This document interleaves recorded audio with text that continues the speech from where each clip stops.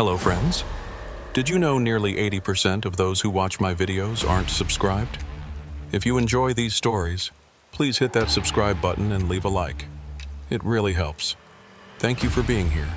By the way, where are you watching from? Let me know in the comments.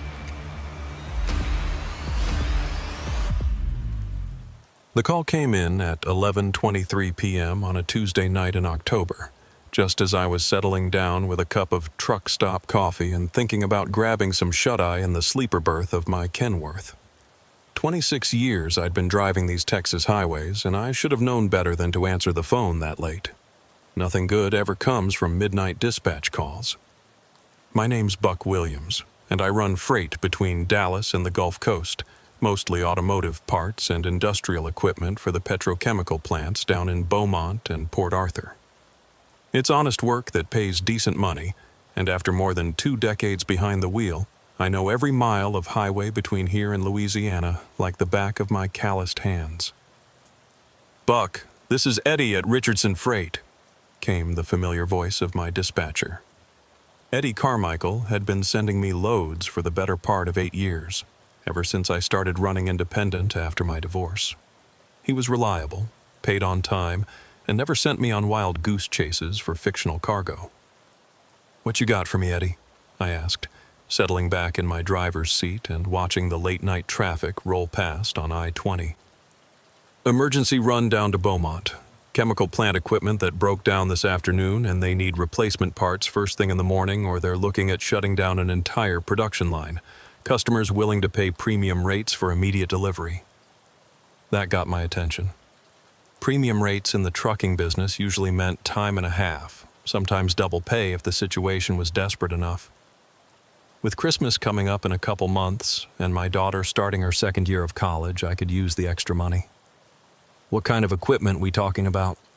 Pump assemblies, valve components, some kind of specialized gaskets? Nothing hazardous, just heavy, about 32,000 pounds total, all skidded and ready to load. Pickups at Hartman Industrial Supply over in Grand Prairie. Delivery to Eastman Chemical in Beaumont." I knew both locations.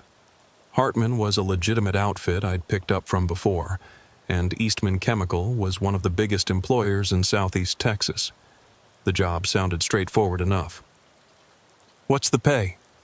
$1,800 for the round trip, plus fuel surcharge, cash on delivery." That was nearly double my usual rate for a Beaumont run. Either Eastman Chemical was truly desperate to get their equipment, or there was something about this load that Eddie wasn't telling me. But $1,800 was $1,800, and I'd hauled stranger cargo for less money. "I'll take it," I said. "How long do I have?" "Pickup's available now. Delivery needs to be completed by 7 a.m. That gives you about 7.5 hours to make a 4-hour drive, so you'll have time for breaks and fuel stops." I did the math in my head. Grand Prairie to Beaumont via I-20 East and I-10 South was about 280 miles, mostly interstate driving through familiar territory. Even allowing for construction zones and the occasional traffic backup, I could make the run in 4 hours and still have time to grab breakfast in Beaumont before the delivery. "Send me the paperwork," I said. "I'll head over to Hartman's right now." "Buck," Eddie said, and something in his tone made me pay attention. "Customer was real specific about the route. Wants you to take Highway 87 south from Beaumont instead of coming back up through Houston. Something about avoiding industrial traffic around the ship channel." Highway 87 was a 2-lane coastal road that ran along the Gulf of Mexico from Beaumont down to Galveston.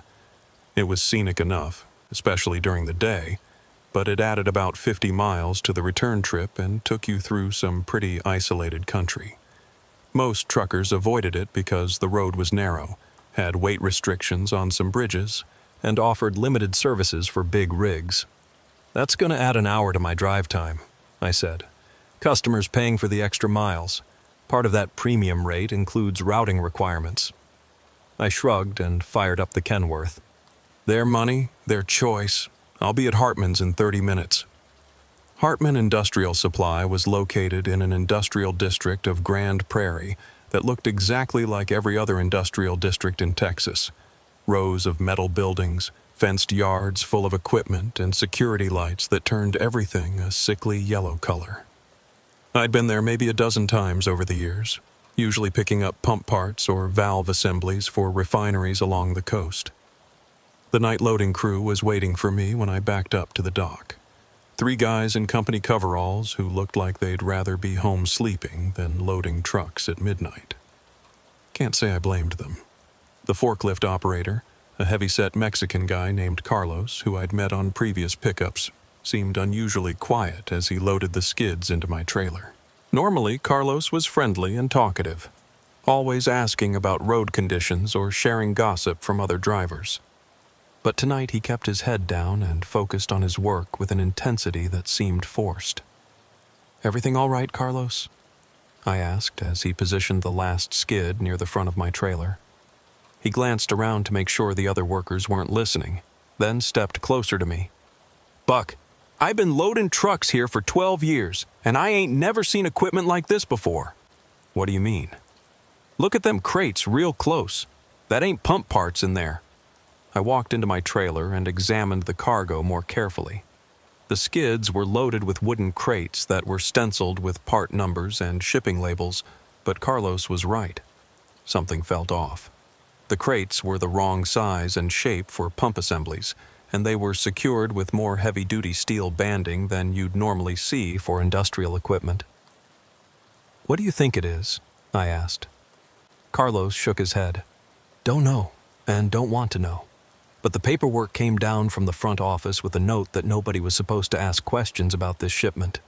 In 12 years, I ain't never seen that before." He finished securing my load and I signed the bills of lading, but something about Carlos's warning was bothering me. I'd hauled enough legitimate cargo to know what normal industrial equipment looked and felt like, and this load had a different quality to it. The crates were too uniform, too carefully constructed, and way too heavy for the components they were supposed to contain. But I also knew that curiosity had killed more than a few truckers over the years. Sometimes cargo was classified. Sometimes it was prototype equipment that companies wanted to keep secret. And sometimes it was just expensive enough that everyone involved got paranoid about security. As long as the paperwork was in order and the load was legal, my job was to deliver it safely and on time. I pulled out of Hartman's loading dock and headed south on I-20, planning to cut over to I-45 south and then pick up I-10 east toward Beaumont. The late-night traffic was light, mostly other truckers making overnight runs and the occasional commuter heading home from a late shift. For the first hour, everything seemed normal. My Kenworth was handling the load well. My fuel consumption was within expected parameters, and I was making good time through the familiar countryside east of Dallas. I had the CB radio tuned to channel 19, listening to the usual trucker chatter about road conditions, speed traps, and the quality of food at various truck stops. But somewhere around Tyler, things started to feel wrong. The first sign of trouble was the smell. About an hour into the trip, I started noticing an odd odor seeping into my cab. Not the usual diesel fumes or industrial chemical smell you'd expect from highway driving, but something organic and unpleasant. It reminded me of the time a deer had died under my neighbor's house and rotted there for a week before we found it. I pulled over at a truck stop in Longview to check my cargo and make sure nothing had shifted or broken open. The trailer doors were still sealed with the metal bands that Hartman's crew had applied, and there was no visible damage to any of the crates. But the smell was definitely stronger near the back of the trailer, and it was getting worse. I tried calling Eddie to report the problem, but my cell phone couldn't get a signal. That was unusual. Most of East Texas had decent coverage, especially along the interstate corridors.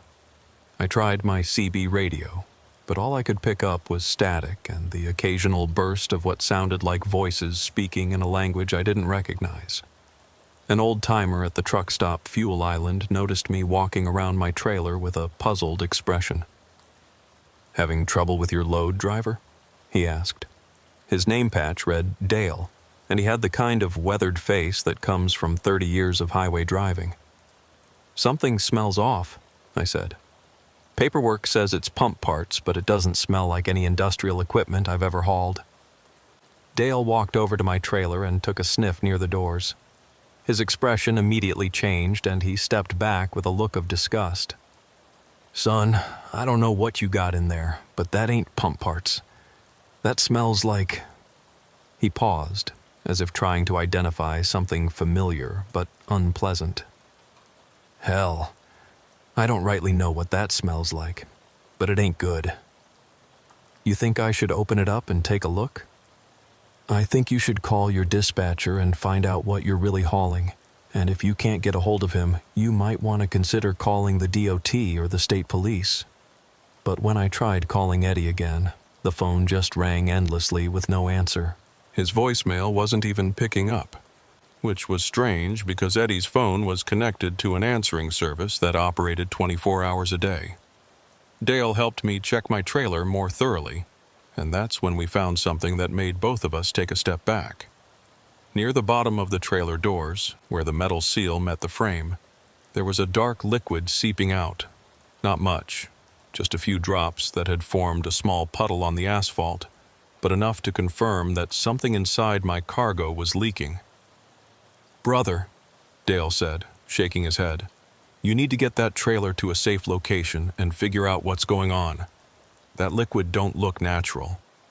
The liquid was dark reddish-brown, thick like syrup, and it had the same foul odor that was permeating my cab.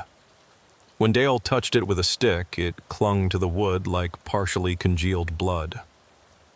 "I got a delivery to make," I said, though I was starting to question whether I wanted to complete this particular run. "You got a responsibility to other drivers on the road," Dale replied. "If that stuff is hazardous and you have an accident, you could kill innocent people." He had a point, but I also had $1,800 waiting for me in Beaumont, and I'd never failed to complete a delivery in 26 years of driving. I decided to continue toward Beaumont but take extra precautions, drive slower, avoid populated areas when possible, and keep my windows cracked to prevent any buildup of fumes in the cab. Dale shook his head as I climbed back into my truck. "You're funeral driver, but if I was you, I'd be real careful about what you're getting yourself into." I left the truck stop in Longview and continued east on I-20, but the atmosphere in my cab had changed completely. What started as a routine delivery run was feeling more and more like a journey into something dangerous and unknown. The smell from my trailer was getting stronger despite my efforts to ventilate the cab, and the dark liquid was apparently still seeping from the cargo area. Around Marshall, Texas, I started noticing that other drivers were giving me a wide berth on the highway. Trucks that would normally pass on the left were staying well behind me, and several drivers on the CB were making comments about that Kenworth with the stinking load. Apparently, the odor was strong enough to be detected by other vehicles at highway speeds. "Eastbound Kenworth at mile marker 6117, came a voice over Channel 19. "You got something nasty going on back there. Smells like something died in your trailer." I keyed my mic to respond, but all that came through the speaker was static and what sounded like whispered voices speaking too quietly to understand. My CB radio was malfunctioning, cutting in and out with electronic interference that made communication impossible. That's when I started seeing the birds. At first, it was just a few crows following my truck at a distance, flying parallel to the highway and keeping pace with my 65 mph speed. Nothing too unusual. Crows are smart birds, and they often follow vehicles that might provide roadkill opportunities. But as I continued east, more birds joined the group. Dozens of them, then hundreds, forming a dark cloud that moved with my truck like a living shadow. Other drivers were noticing too. I could see truckers in oncoming traffic slowing down and pointing at the massive flock of birds that was accompanying my Kenworth down the interstate. It was like something out of a horror movie, a black cloud of wings and beaks that seemed drawn to whatever I was carrying in my trailer. By the time I reached the intersection with I-49 near Marshall, the bird phenomenon had attracted attention from other sources as well. I saw a Texas Highway Patrol car pacing me from about a quarter-mile back, probably trying to figure out what was causing the unusual wildlife behavior. I pulled over at a rest area to see if I could get the situation under control, but the moment my truck stopped moving, things got worse. The birds landed on my truck, my trailer, the pavement around my rig. Hundreds of crows, ravens, and other blackbirds that covered every available surface. They weren't aggressive or threatening, but they were clearly attracted to something in my cargo. The highway patrol officer pulled into the rest area behind me and got out of his car with a puzzled expression. He was a young trooper, probably in his late 20s, with the kind of crisp uniform and serious demeanor that suggested he took his job very seriously. "Sir, I'm going to need you to step out of your vehicle," he called out, trying to make himself heard over the cawing of hundreds of birds. I climbed down from my cab, and immediately the smell hit me with full force. Outside the enclosed environment of my truck, the odor from my trailer was overwhelming, a combination of decay, chemicals, and something else that I couldn't identify but that made my stomach turn. "Officer, I'm transporting industrial equipment to Beaumont," I said. "I don't know what's causing this bird situation."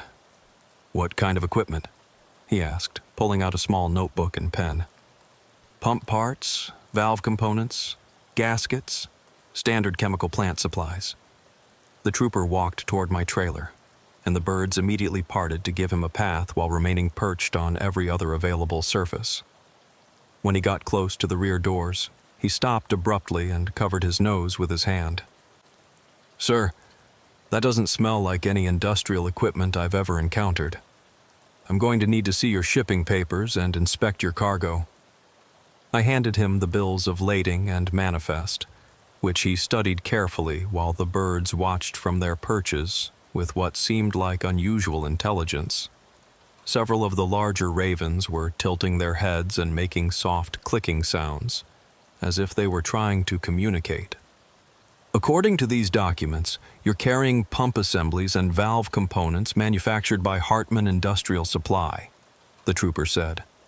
"But I've got to tell you, sir, this situation with the birds and this smell suggests that your cargo might not be what your paperwork indicates."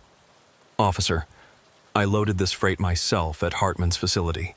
I watched them put crated pump parts into my trailer." "Then you won't mind if I take a look inside?" He walked to the back of my trailer and examined the metal security bands that sealed the doors. But when he tried to cut the bands with the wire cutters from his patrol car, something unexpected happened. The moment the metal seal was broken, a sound emerged from inside my trailer that made both of us step back in alarm. It was a low, rhythmic noise that sounded almost like breathing. Not mechanical breathing, like a compressor or pneumatic system, but organic breathing. Deep, slow inhalations and exhalations that suggested something large and alive was inside my trailer.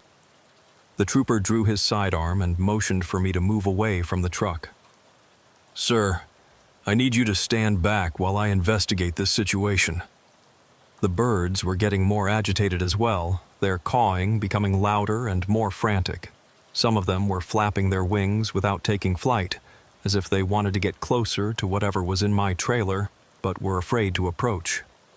"Officer," I said, "I think we should call for backup before you open those doors." But it was too late. The breathing sound from inside my trailer was getting louder, and the rear doors were starting to bulge outward, as if something inside was pressing against them. Whatever I had loaded at Hartman Industrial Supply, it definitely wasn't pump parts. The highway patrol officer called for backup while keeping his weapon drawn and pointed at my trailer. The breathing sound was getting more pronounced, and now we could hear other noises as well, scratching, scraping, and what sounded like movement of something very large shifting around inside the cargo area. "Dispatch, this is Unit 47 at the rest area on I-20 eastbound at mile marker 625. The trooper spoke into his radio. "I need immediate backup and a hazmat team. We have a commercial vehicle with unknown cargo that's exhibiting unusual biological activity."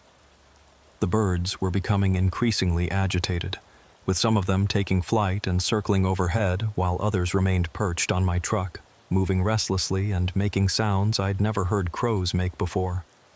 It was like they were trying to warn us about something.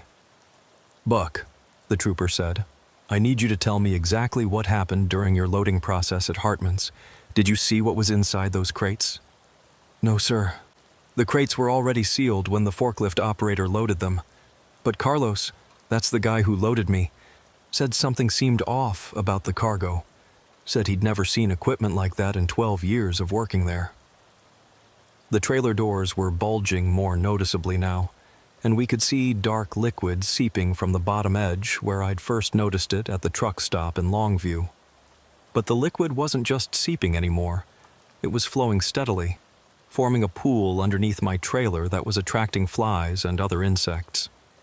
"Sir, I'm going to need you to move your patrol car upwind from my truck," I told the trooper. "That smell is getting worse, and I don't think we want to breathe too much of whatever's coming out of there." 3 more highway patrol cars arrived within 15 minutes, along with a fire department hazmat truck and an ambulance. The scene at the rest area was starting to look like a major incident, with emergency vehicles, flashing lights, and a growing crowd of birds that showed no signs of dispersing. The incident commander, a senior trooper named Sergeant Martinez, took charge of the situation and immediately established a perimeter around my truck. He'd been dealing with hazmat incidents for over 20 years and had the kind of calm professionalism that comes from experience with dangerous situations. "We're going to treat this as a potential biological hazard until we can determine what's actually in that trailer," he told me. "I need you to give me a complete account of your pickup and delivery instructions." I told him everything. Eddie's late-night call, the premium rate for emergency delivery, the unusual routing instructions, Carlos's warning about the cargo, and my failed attempts to contact my dispatcher. Sergeant Martinez took notes and asked detailed questions about the shipping company, the delivery address, and the specific type of equipment I was supposed to be hauling. "Sergeant," one of the hazmat technicians called out, "we're getting some unusual readings on our sensors. Whatever's in that trailer is generating significant amounts of methane, hydrogen sulfide, and some organic compounds we can't immediately identify. Is it safe to open the trailer?" "Not until we can get better ventilation and full protective equipment. Whatever's producing these gases could be dangerous to human health." That's when we heard the sound that made everyone at the scene take several steps back from my truck. From inside the trailer came a noise that was unmistakably human. A low moaning sound that rose and fell like someone in pain or distress. "Jesus Christ," one of the younger troopers said. "There's somebody alive in there." Sergeant Martinez immediately radioed for additional ambulances and began coordinating a rescue operation. But as the hazmat team prepared to open my trailer doors with full protective gear, I started to realize that this situation was far beyond anything I'd ever encountered in 26 years of trucking. "Buck," Sergeant Martinez said, "I need you to understand that you're probably going to be detained for questioning once we determine what's in your trailer. If there are people inside, we're looking at potential kidnapping charges, human trafficking, or worse." "Sergeant, I swear I had no idea what I was carrying. I thought it was legitimate industrial equipment." "I believe you. But that doesn't change the legal situation. Someone used you to transport something illegal, and we need to find out who and why." The hazmat team positioned fans and ventilation equipment around my trailer, then approached the rear doors wearing full protective suits with self-contained breathing apparatus. The birds scattered as the technicians began the process of carefully opening the trailer, but they didn't go far. They perched on nearby trees and continued watching the operation with apparent fascination. The first thing that emerged when the doors opened was a wave of stench that was strong enough to be detected even through the team's protective equipment. The lead technician immediately signaled for everyone to move further back and called for additional ventilation. "We've got multiple large containers inside," his voice crackled through the radio. "They appear to be some kind of specialized shipping crates, but they're not consistent with normal industrial equipment. Any sign of human occupants? Stand by." The hazmat technician moved deeper into my trailer with a powerful flashlight and his voice came back over the radio with a tone that immediately got everyone's attention. "Sergeant, you need to see this. We don't have people in here, but we've got something that explains the biological readings."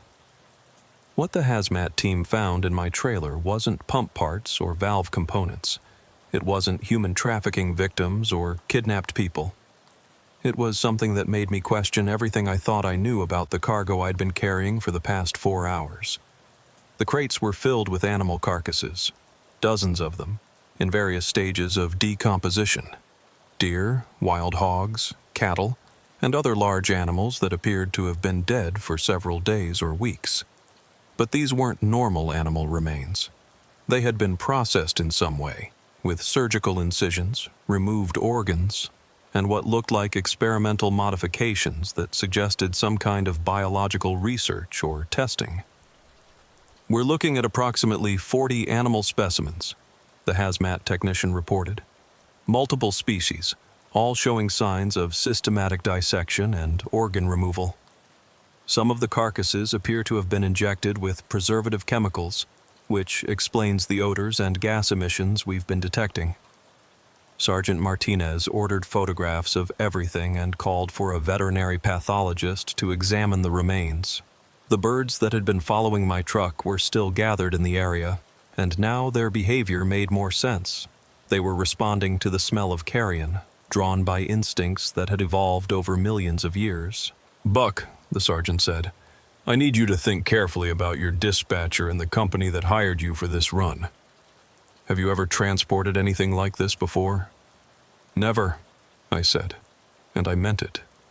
In 26 years of trucking, I'd hauled everything from livestock to hazardous chemicals, but I'd never been involved in anything that involved illegal disposal of animal remains or unauthorized biological research. "What can you tell me about Richardson Freight? How long have you been working with them?" "About 8 years. Eddie Carmichael is my regular dispatcher, and he's always been straight with me.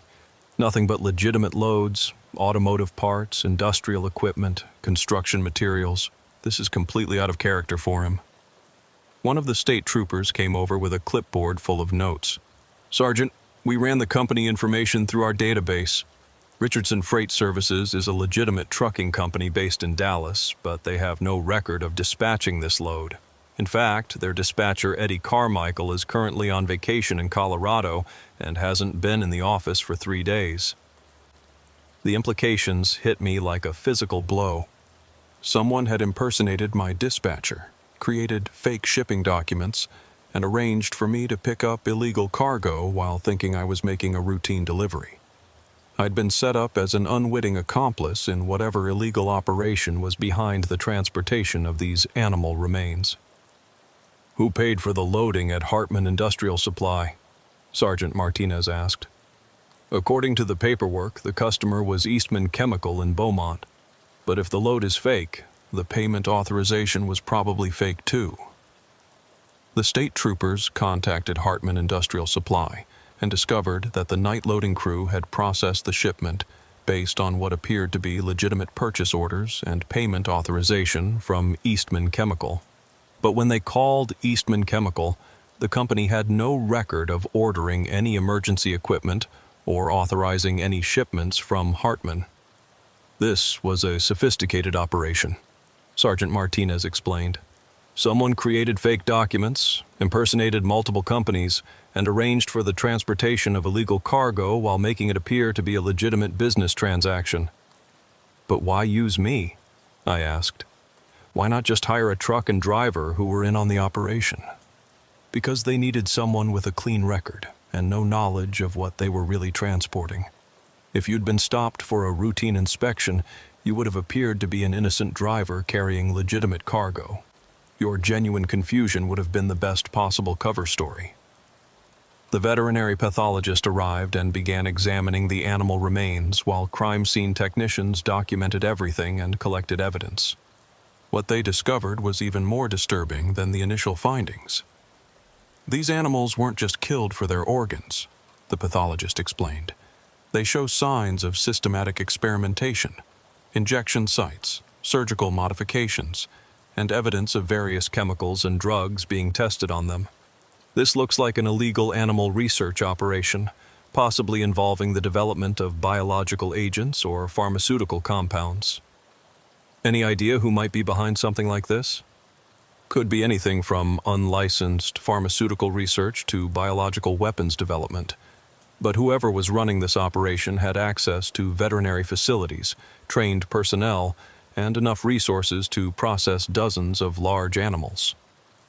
The crime scene investigation continued for several more hours, with federal agents from the FBI and DEA joining the state and local law enforcement officers. My truck and trailer were impounded as evidence, and I was transported to a state police facility for extensive questioning about my role in the operation. But the most disturbing part of the whole experience was what I learned about the delivery address in Beaumont. During my interview with federal agents, I learned that the delivery address I'd been given, Eastman Chemical Company in Beaumont, was real, but the specific location was the abandoned industrial facility that had been closed for over 2 years. Someone had chosen a legitimate company name and used the address of a facility that would have been dark and empty when I arrived for the delivery. What would have happened if I'd completed the delivery? I asked Special Agent Sarah Crawford from the FBI's Houston field office. You probably would have been met by individuals who would have unloaded your trailer and paid you in cash, as promised. They might have offered you additional similar loads at premium rates. Eventually, they would have drawn you deeper into their operation until you either became a willing participant or you learned too much and became a liability. A liability? Drivers who get too curious about illegal cargo have a tendency to disappear, Mr. Williams. We've investigated several cases over the past few years where truckers accepted suspicious loads and were never seen again.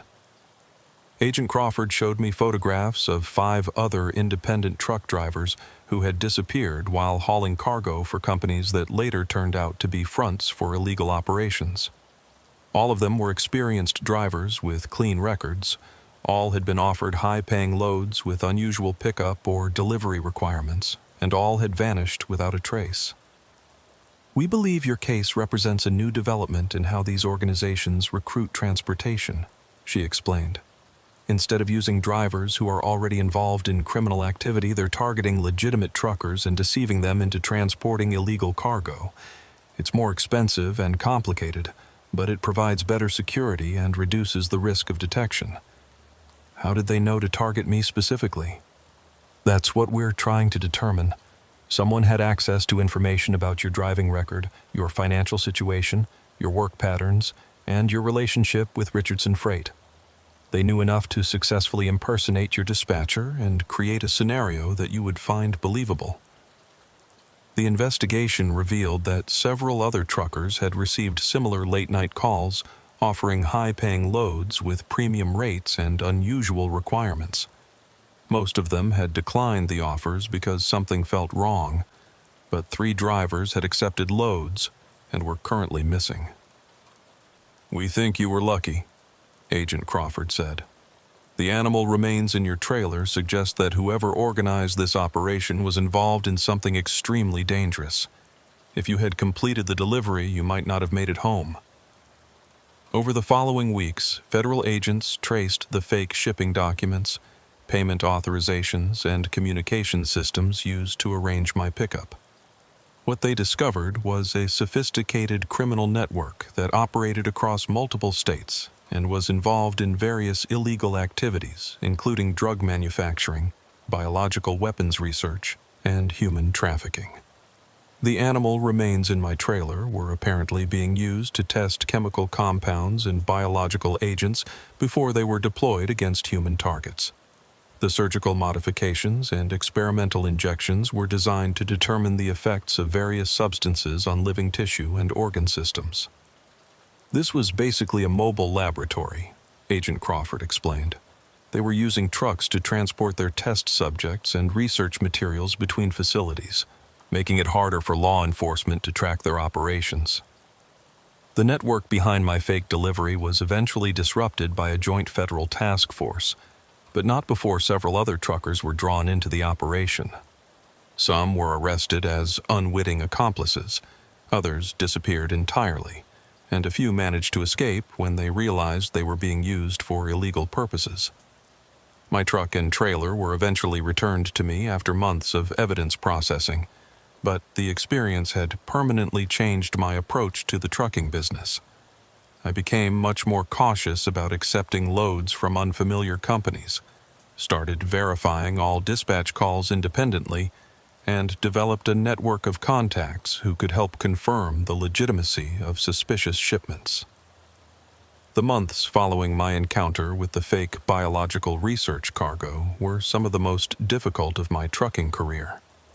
Word had spread through the industry about my involvement in the federal investigation, and some companies were reluctant to work with drivers who had been connected to criminal activity, even as unwitting victims. But there were also positive developments. The FBI asked me to serve as a consultant for their investigation into freight-related criminal activity, helping them understand how legitimate truckers could be targeted and manipulated by criminal organizations. I started speaking at trucking industry conferences about cargo security and how to identify potentially fraudulent shipping arrangements. Most importantly, I connected with other drivers who had similar experiences. Through online trucking forums and industry publications, I found dozens of other independent operators who had been approached with suspicious, high-paying loads or had encountered unusual cargo that didn't match their shipping documents. One driver, a veteran named Dale Peterson from Oklahoma, had been offered a similar late-night emergency run just 2 weeks before my experience. His load was supposed to be medical equipment being transported to a hospital in Louisiana, but something about the pickup felt wrong, and he declined the job. The dispatcher knew too much about my personal situation, Dale explained when we met at a truck stop outside of Dallas. Knew about my truck payments, knew about my daughter's medical bills, knew exactly how to make an offer I couldn't afford to refuse. But 30 years of driving teaches you to trust your instincts, and my instincts were screaming that something wasn't right. Another driver, Linda Rodriguez from Arizona, had actually completed a delivery similar to mine, but had become suspicious when the receiving facility appeared to be abandoned. She'd left the cargo at the specified location and collected her payment, but later learned from FBI agents that she had transported precursor chemicals used in the manufacture of illegal drugs. The scary part is how professional the whole operation was, Linda said. The paperwork was perfect. The payment authorization went through without any problems, and the people I dealt with seemed completely legitimate. If I hadn't started asking questions afterward, I never would have known I was used in a criminal operation. Through these connections, we discovered that freight-related criminal activity was far more common than most truckers realized. Criminal organizations were increasingly using legitimate transportation companies and independent drivers to move illegal goods, often without the driver's knowledge or consent.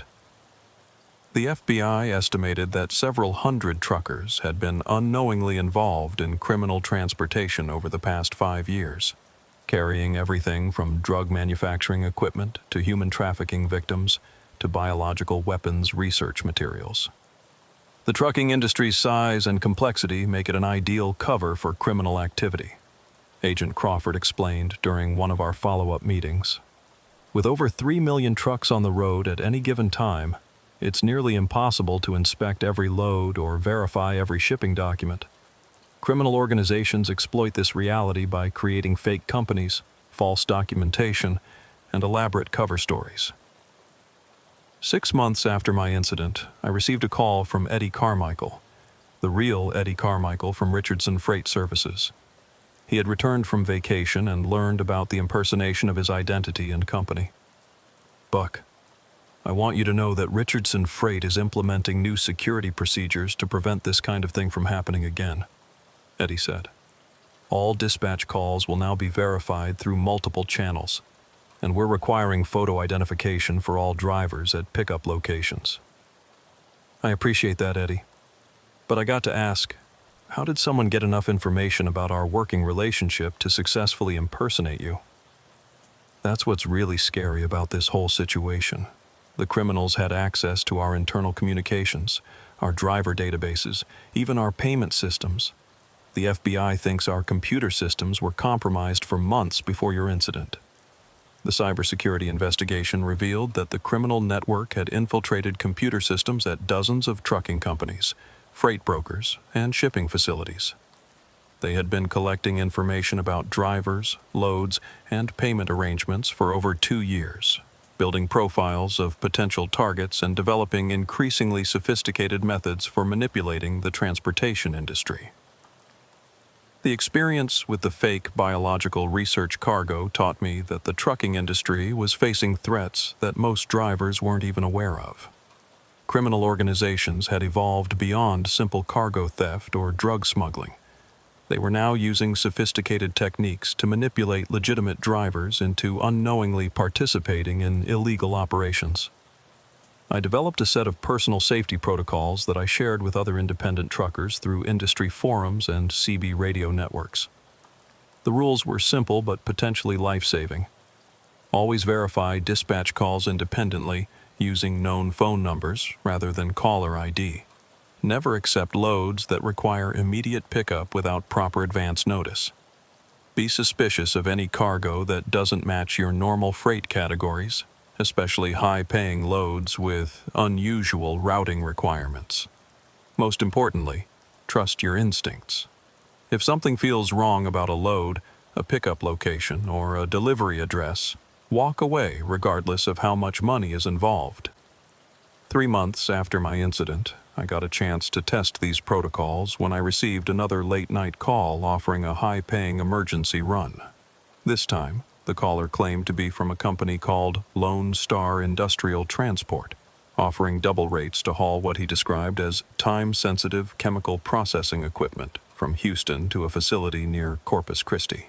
Instead of accepting immediately, I asked for the company's DOT number, their physical address, and a callback number where I could verify the load independently.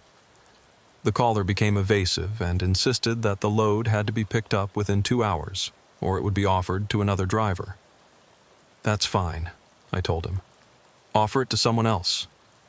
The caller hung up, and when I tried to research Lone Star Industrial Transport, I discovered that no such company existed in Texas Department of Transportation records.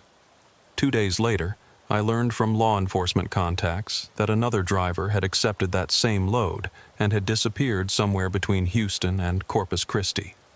His truck was found abandoned at a rest area near Victoria, Texas, with no cargo and no sign of what had happened to the driver. By the first anniversary of my fake cargo incident, I had connected with over 50 other truckers who had encountered similar situations. Some had been tricked into hauling illegal cargo. Others had escaped suspicious situations by trusting their instincts, and several had lost friends or colleagues who had disappeared after accepting questionable loads. We formed an informal network that we called the Road Watch.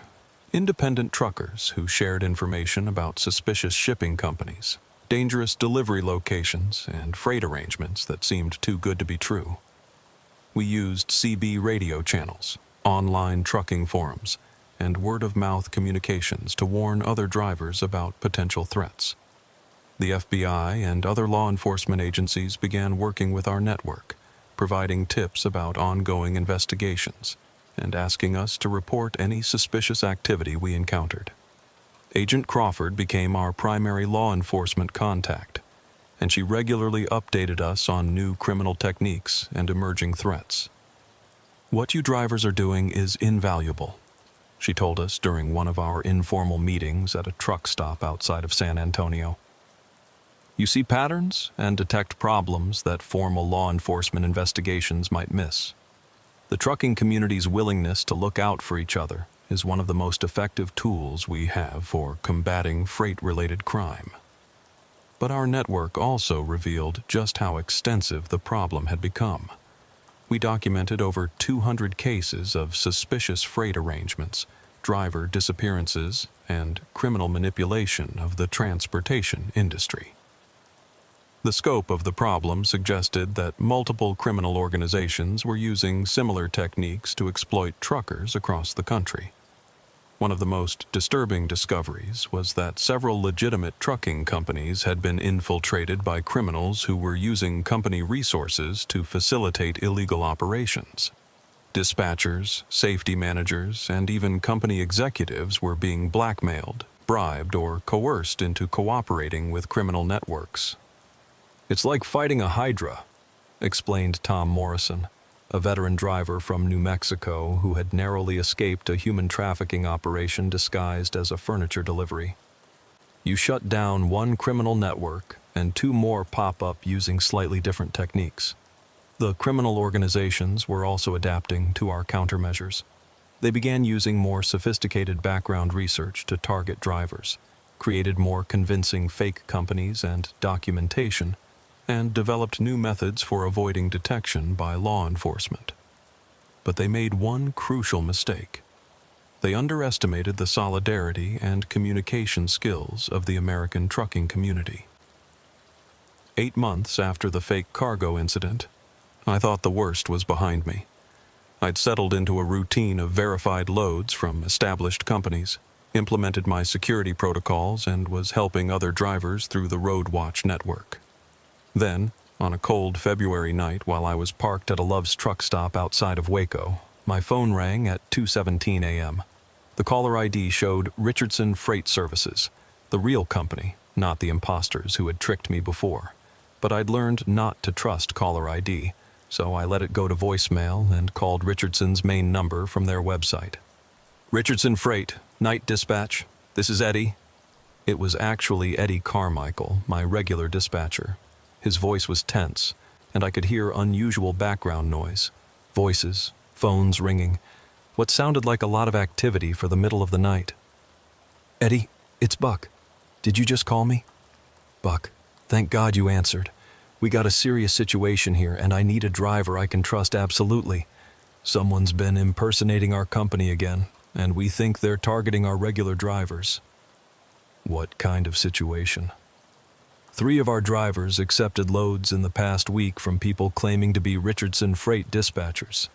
All 3 loads were fake. All 3 drivers are now missing, and the FBI is crawling all over our office." My blood went cold. "Missing how?"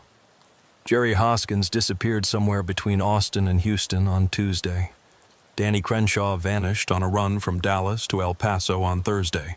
And Carl Morrison, you remember Carl runs the Western routes, his truck was found abandoned at a rest stop near Fort Stockton yesterday. No sign of him, no cargo, and his CB radio was still on with someone asking for help." I knew all 3 drivers. Jerry had been with Richardson for 12 years, Danny for 8, and Carl was practically a legend in Texas trucking circles, 35 years behind the wheel without a single serious accident. "Eddie, what makes you think I can help?" "Agent Crawford from the FBI thinks this is connected to your original incident. The fake dispatchers are using the same techniques, the same types of offers, but now they're specifically targeting drivers who've worked with Richardson Freight. They're coming after us personally." "That's what it looks like. Buck, I need you to come to Dallas. The FBI wants to debrief you on the missing drivers, and they think you might be the next target." I fired up my Kenworth and headed north on I-35, but I couldn't shake the feeling that I was being watched. Every set of headlights in my mirrors looked suspicious. Every truck stop seemed potentially dangerous, and every CB transmission made me wonder if someone was monitoring my movements. The Richardson Freight Terminal in Dallas looked like a crime scene when I arrived at 6 a.m. FBI vehicles, state police cars, and unmarked government sedans filled the parking lot. Inside, agents were interviewing drivers, examining shipping records, and setting up what appeared to be a major investigation. Agent Crawford met me at the security office and immediately escorted me to a conference room where several other law enforcement officials were waiting. The lead investigator was a tall, serious man named Deputy Director Frank Martinez from the FBI's Organized Crime Task Force. "Mr. Williams," Director Martinez said, "we believe your original incident 8 months ago was the beginning of a targeted campaign against the Texas trucking industry. The same criminal organization has now escalated to kidnapping drivers and using their identities to infiltrate transportation networks. What do you mean, using their identities? Agent Crawford pulled out a file folder containing photographs and documents. The 3 missing Richardson freight drivers didn't just disappear. Someone has been impersonating them, using their names and credentials to pick up loads from other trucking companies. She showed me security camera footage from a warehouse in Houston where someone who looked remarkably like Jerry Hoskins had picked up a load of electronic equipment using Jerry's real credentials and driver's license number. But that's not Jerry, I said, studying the video. The build is right, the general appearance is right, but something about his mannerisms is off. Exactly. We think the criminal organization is using sophisticated identity theft techniques, possibly including plastic surgery or other physical modifications, to create drivers who can pass casual inspection but aren't the real individuals. Director Martinez leaned forward across the conference table. Mr. Williams, we want to use you as bait. Excuse me? We believe you'll be contacted soon with another suspicious load offer. When that happens, we want you to accept it and allow us to track the operation from beginning to end. With proper surveillance and backup, we can follow the trail back to whoever is orchestrating these disappearances. And if something goes wrong, you'll have full federal protection. Surveillance teams, electronic monitoring, backup drivers positioned along your route. But we need someone the criminals will trust. Someone with a history they can verify. Agent Crawford opened another folder. Buck, we've discovered that all the missing drivers had certain characteristics in common. They were independent contractors with flexible schedules. They had clean driving records. They lived alone or had limited family connections, and they had previously encountered suspicious cargo situations. They were recruiting specific types of drivers. Exactly. And unfortunately, you fit their profile perfectly. 3 days later, my phone rang at 1:43 a.m. while I was parked at a truck stop in Killeen. The caller claimed to be from a company called Lone Star Express Transport, offering triple rates for an urgent delivery of industrial cleaning equipment from a warehouse outside of Austin to a chemical plant near Corpus Christi. Following the FBI's instructions, I expressed interest but asked for verification information. The caller provided a DOT number, a physical address, and a callback number, all of which the FBI had already confirmed were fake. I can pick up the load in 4 hours, I told the caller, but I'll need advance payment authorization and a signed contract. No problem. The customer will provide cash payment on delivery, and we'll email you the contract within the hour. The contract arrived exactly on schedule, and it looked completely legitimate. Professional formatting, proper legal language, and accurate information about shipping regulations and liability coverage. But Agent Crawford and her team had identified dozens of subtle indicators that it was fraudulent. They're getting better at creating convincing documentation, she explained during our final briefing at the FBI field office in Austin. But they're still making small mistakes that trained investigators can detect. The surveillance operation was more extensive than I had expected. The FBI had positioned unmarked vehicles along my entire planned route, installed tracking devices in my truck that I couldn't detect, and established communication protocols that would allow them to monitor my status without interfering with the criminal operation. Remember, Agent Crawford said, your job is to act like a normal trucker accepting a routine load. Don't try to investigate anything yourself, don't take any unnecessary risks, and don't do anything that would tip them off to our surveillance. What if they try to harm me? Our surveillance teams will intervene before that happens. We have snipers positioned at the pickup location, mobile units that will shadow you throughout the delivery, and tactical teams standing by at multiple locations. At 6 a.m., I drove to the pickup address, a warehouse complex in an industrial area southeast of Austin that looked exactly like dozens of other freight facilities I'd visited over the years. The loading crew was professional and efficient, and the cargo appeared to be exactly what the shipping documents described. But as I was signing the bills of lading, one of the workers made a comment that sent chills down my spine. "You look familiar," he said, studying my face carefully. "Haven't we met somewhere before?" "I don't think so," I replied, trying to sound casual. Well, maybe you just have one of those faces. A lot of truckers start to look alike after a while." The drive from Austin to Corpus Christi should have taken about 3.5 hours, but it felt like the longest journey of my trucking career. Every mile was filled with tension, wondering if the next exit ramp would be where the criminals made their move, constantly checking my mirrors for signs of surveillance or pursuit. The FBI surveillance teams were invisible to me, which was both reassuring and unsettling. I knew they were there, but I couldn't see them, couldn't communicate with them directly, and couldn't be certain they would be able to help if something went wrong quickly. About an hour into the trip, my CB radio started picking up strange transmissions, not the usual trucker chatter, but coded conversations that sounded like operational communications between coordinated teams. "Package is moving on schedule toward Destination Alpha. All units maintain distance and visual contact. Backup team standing by at Checkpoint Bravo." The language was too professional for normal criminal operations, too military in its precision and terminology. It made me wonder if I was caught in the middle of something much larger and more dangerous than a simple cargo theft operation. Near Victoria, I stopped for fuel and a mandatory rest break. While I was stretching my legs and checking my trailer, a man approached me from a pickup truck that had been parked at the diesel pumps when I arrived. "You Buck Williams?" he asked.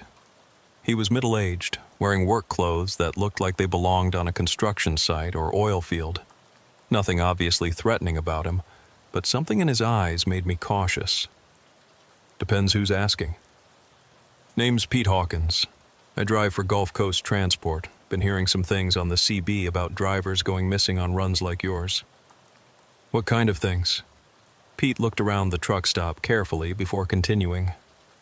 "Drivers accepting high-paying loads with unusual pickup locations, loads that don't match the cargo descriptions, deliveries to facilities that turn out to be abandoned or fake."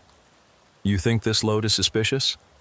"I think any load that pays triple rates for routine cargo is worth questioning, especially when it involves drivers who've had previous encounters with fake shipping companies."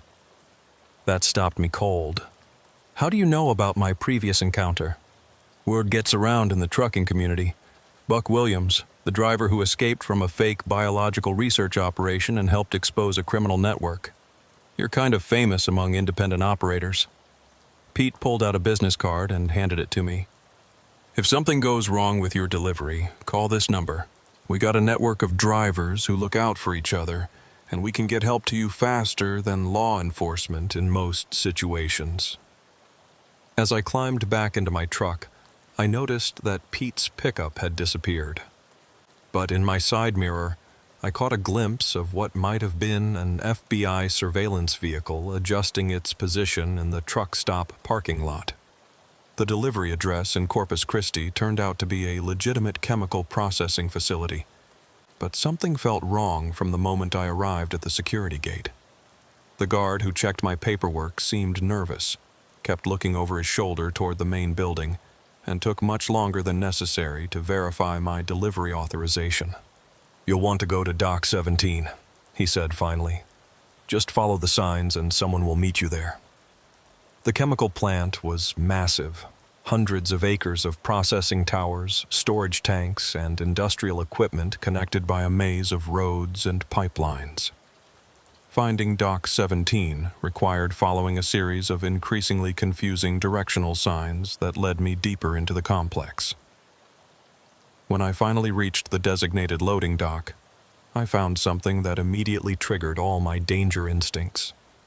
The area was completely deserted. No workers, no equipment, no other vehicles. Just an empty loading dock with a roll-up door that was standing open to reveal a dark, empty building interior. I set my brakes and climbed down from my cab to investigate, but I kept my CB radio in hand and my truck running in case I needed to leave quickly. "Hello?" I called out toward the open loading dock. Anybody here? A man emerged from the shadows inside the building. He was wearing a business suit instead of work clothes, and he moved with the kind of careful precision that suggested military or law enforcement training. Mr. Williams, thank you for making the delivery on schedule. We'll have you unloaded and on your way shortly. Where's your unloading crew? They're being briefed on the specialized handling requirements for your cargo. Industrial cleaning equipment requires certain safety precautions. Something about his answer bothered me. The cargo I'd loaded was standard pump and valve components, not specialized cleaning equipment. Either the man had been given incorrect information about my load, or someone was deliberately providing false information. I'll need to see some identification, I said. Company policy for deliveries to new customers. The man reached into his jacket, but instead of producing identification, he pulled out what appeared to be a small electronic device that he pointed in my direction. Mr. Williams, I'm going to need you to step away from your truck and come with me into the building. There are some people who want to speak with you. That's when I noticed that other men had emerged from various locations around the loading dock area. All of them were wearing business suits. All of them appeared to be armed, and all of them were positioned to prevent me from returning to my truck. I was surrounded. I had two choices: comply with the armed men and hope the FBI surveillance teams would intervene, or make a run for my truck and try to escape on my own. Given that I was surrounded by what appeared to be trained professionals, running didn't seem like a viable option. I don't know what this is about, I said, raising my hands to show I wasn't reaching for a weapon. But I'm just a trucker making a delivery. The man with the electronic device smiled, but it wasn't a friendly expression. Mr. Williams, we know exactly who you are and what you've been doing. You're the driver who disrupted our Austin operation 8 months ago. You've been working with federal agents to investigate our activities, and you've been helping other truckers avoid our recruitment efforts. I don't know what you're talking about. Of course you do. The question is whether you're going to cooperate with us voluntarily, or whether we're going to have to use more persuasive methods. One of the other men approached my truck and began examining the cargo area. Vehicle's clean, he called out. Standard industrial equipment, nothing suspicious. That's because the cargo isn't the point, the leader said. The point is the driver. Mr. Williams has information we need, and he's going to provide it one way or another. I could hear vehicles approaching from various directions around the chemical plant. Either the FBI surveillance teams were moving into position, or more criminals were arriving to participate in whatever they had planned for me. What kind of information? Details about the truckers who've been working with law enforcement. Names, routes, communication methods. You're going to help us identify every driver who's been interfering with our operations. The approaching vehicle sounds were getting closer, but I couldn't tell if they represented help or additional danger. The men surrounding me were becoming more tense and alert, suggesting they were aware of the approaching vehicles and weren't sure if they were friendly or hostile. I can't give you information about other drivers, I said. Even if I wanted to, I don't know their personal details. We'll see about that. The leader reached into his jacket again, but this time he pulled out what appeared to be a syringe filled with some kind of clear liquid. This will make you much more cooperative. It's a chemical compound that inhibits the brain's ability to resist questioning while maintaining consciousness and memory formation. You'll tell us everything we want to know, and you'll remember doing it. That's when the first FBI tactical vehicle crashed through the fence surrounding the loading dock area. The next few minutes were chaos. FBI tactical teams swarmed the loading dock from multiple directions, shouting commands and taking positions behind vehicles and industrial equipment. The criminals scattered, some running toward buildings inside the chemical plant, others attempting to reach vehicles that were parked in various locations around the facility. The leader with the syringe grabbed my arm and used me as a human shield while backing toward the open loading dock door. "Federal agents, stay back or the driver dies," he shouted. "Let him go and put down your weapon," came the amplified voice of what sounded like Agent Crawford using a bullhorn from somewhere beyond the perimeter fence. We want safe passage out of the facility and a 1-hour head start before any pursuit. That's not going to happen. Release the driver and surrender peacefully. The man holding me was breathing heavily and sweating despite the cool February air. Whatever his original plan had been, it clearly hadn't included dealing with a full FBI tactical response, and he was improvising under extreme stress. "How did they know?" he muttered, more to himself than to me. The operation was completely compartmentalized. That's when I realized that the FBI had been tracking more than just my movements. They had somehow infiltrated the criminal organization's communications and had known about the trap at the chemical plant before I arrived. The tactical standoff continued for several more minutes, with FBI agents gradually tightening the perimeter around the loading dock while the criminals tried to find escape routes through the maze of industrial buildings. But it was clear that the facility had been surrounded and that there was no way out. "Last chance!" Agent Crawford's voice boomed across the area. "Surrender now, or we start using non-lethal force to end this standoff." The man holding me made his decision. He released his grip on my arm and threw the syringe as far away as possible. "I surrender. Don't shoot." Within seconds, FBI tactical agents had secured all the criminals and were beginning the process of searching the area for evidence. Agent Crawford approached me with a mixture of relief and concern. "Buck, are you injured?" "I'm fine, but that was a lot closer than I was comfortable with. We had snipers positioned with clear shots the entire time. You were never in real danger." "What about the chemical plant? Are the regular employees safe?" "This isn't a real chemical plant. It's a facility that was abandoned 3 years ago and has been used as a front for criminal operations. The entire complex is empty except for the people we just arrested." That explained why the facility had felt wrong from the moment I arrived. It wasn't an active industrial site. It was an elaborate movie set designed to create the illusion of legitimate business activity.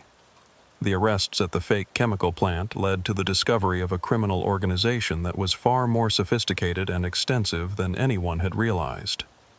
The FBI's investigation revealed a network that operated across multiple states and was involved in activities that went well beyond trucking industry manipulation. "What we've uncovered is essentially a shadow transportation company," Director Martinez explained during the debriefing session at the FBI field office in Houston. "They've been using legitimate truckers to move illegal cargo, kidnapping drivers to steal their identities, and infiltrating trucking companies to gain access to transportation networks." The evidence collected from the fake chemical plant included detailed files on over 300 truckers who had been targeted for recruitment or elimination. The files contained personal information, financial records, family details, and operational assessments that demonstrated a level of surveillance and planning that was truly frightening. "They knew everything about the drivers they targeted," Agent Crawford said. "Home addresses, family members, financial situations, driving records, even personal habits and psychological profiles." My own file was 6 pages long and included information that I had never shared with anyone, including details about my divorce, my daughter's college expenses, and even my preferred routes and rest stops. The criminals had been watching me for months before my original encounter with the fake biological research cargo. How did they gather this much information? Multiple sources. Hacked computer systems, corrupt employees in trucking companies and government agencies, private investigators, and electronic surveillance of drivers' personal communications. The 3 missing Richardson freight drivers, Jerry Hoskins, Danny Crenshaw, and Carl Morrison, were found alive but in serious condition at a remote facility near the Texas-Louisiana border. They had been held captive while the criminal organization used their identities to infiltrate other trucking operations. All 3 drivers were drugged and subjected to intensive interrogation about trucking industry operations, Director Martinez explained. They were forced to provide detailed information about routes, procedures, contacts, and security measures.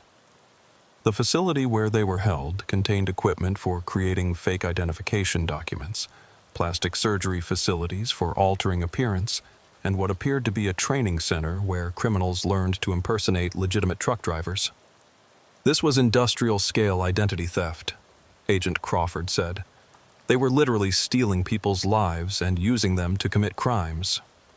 The federal investigation ultimately resulted in the arrest of 47 individuals across 7 states and the seizure of millions of dollars in assets, equipment, and illegal cargo.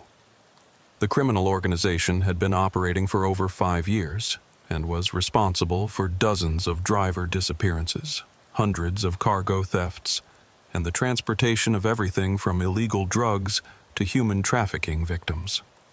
Jerry, Danny, and Carl required months of medical treatment and psychological counseling to recover from their captivity, but all 3 eventually returned to driving.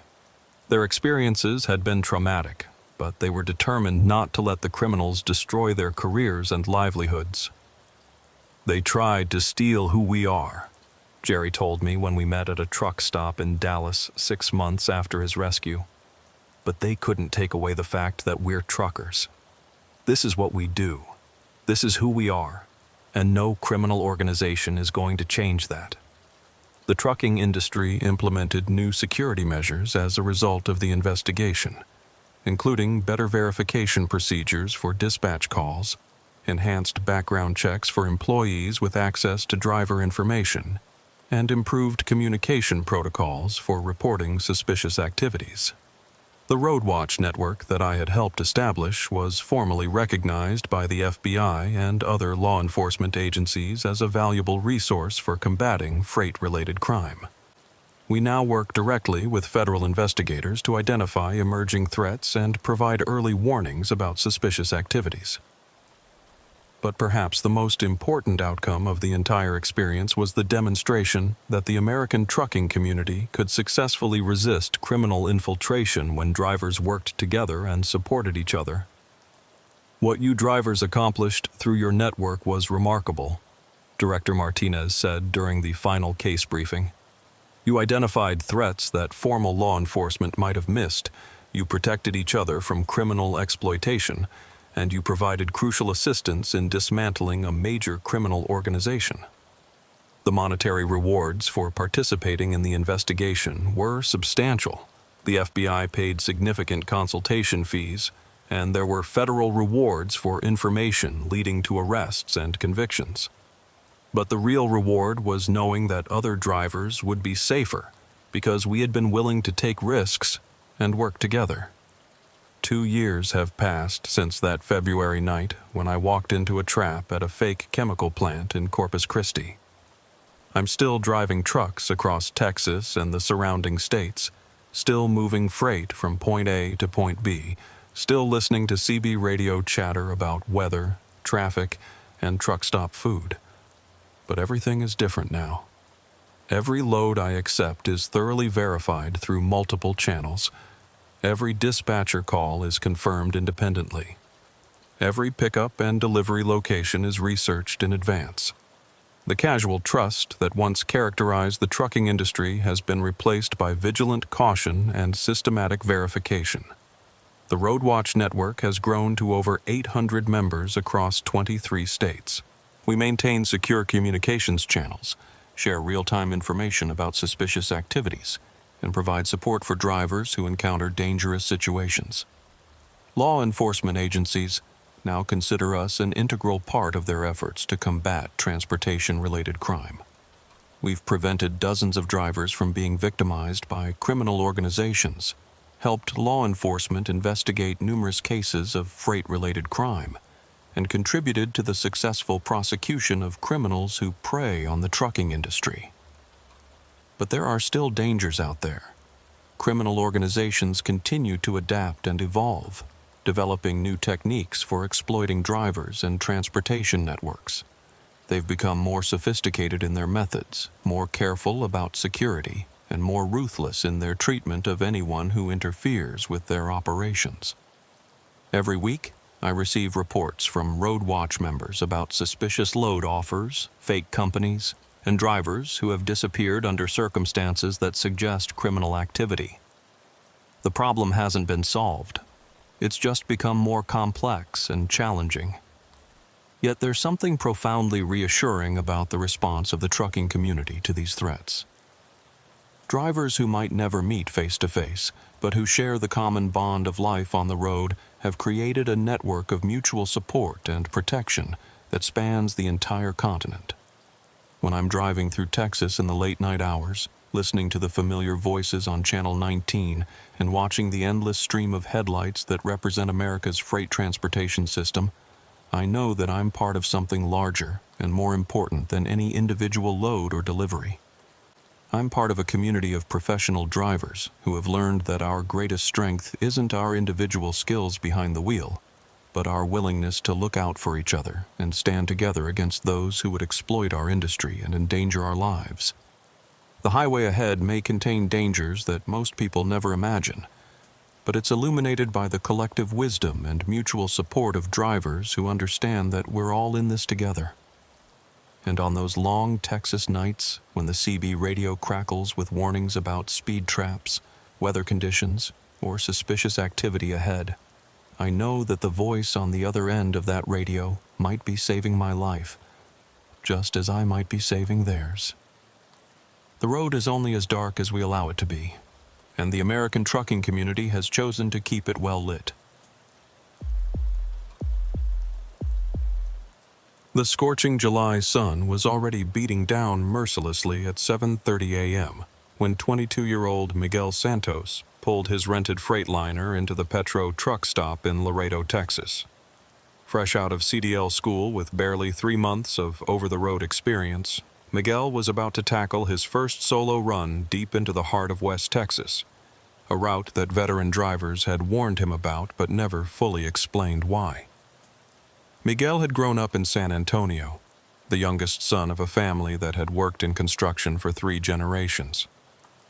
But after watching his father's body break down from years of manual labor, Miguel decided that trucking offered a better path to financial stability. The pay was decent, the work was independent, and he could see the country while making a living. His dispatcher at Rio Grande Transport, a gruff man named Bobby Hutchins, had offered him what seemed like a straightforward job: deliver construction equipment from Laredo to an oil field service company near Sanderson, Texas, then pick up a load of drilling pipe for the return trip to Houston. The total run would cover about 600 miles of mostly empty highway through some of the most remote country in the continental United States. "Kid, you sure you're ready for the Big Bend run?" Bobby had asked that morning. "That's serious desert country out there. No cell towers, no truck stops for 100 miles at a stretch, and temperatures that can kill you if your rig breaks down." "I've studied the route," Miguel had replied with the confidence of youth.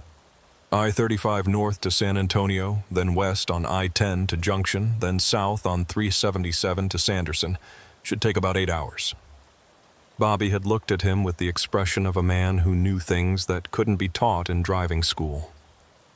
"Miguel, listen to me real careful.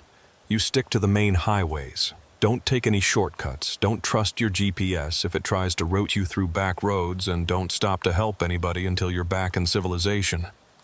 "What do you mean, don't help anybody?" "I mean exactly that. You see a broken down car, a hitchhiker, even another trucker claiming he needs assistance. You keep driving and call the state police from the next town. That country between Sanderson and Del Rio has swallowed up more travelers than you'd believe."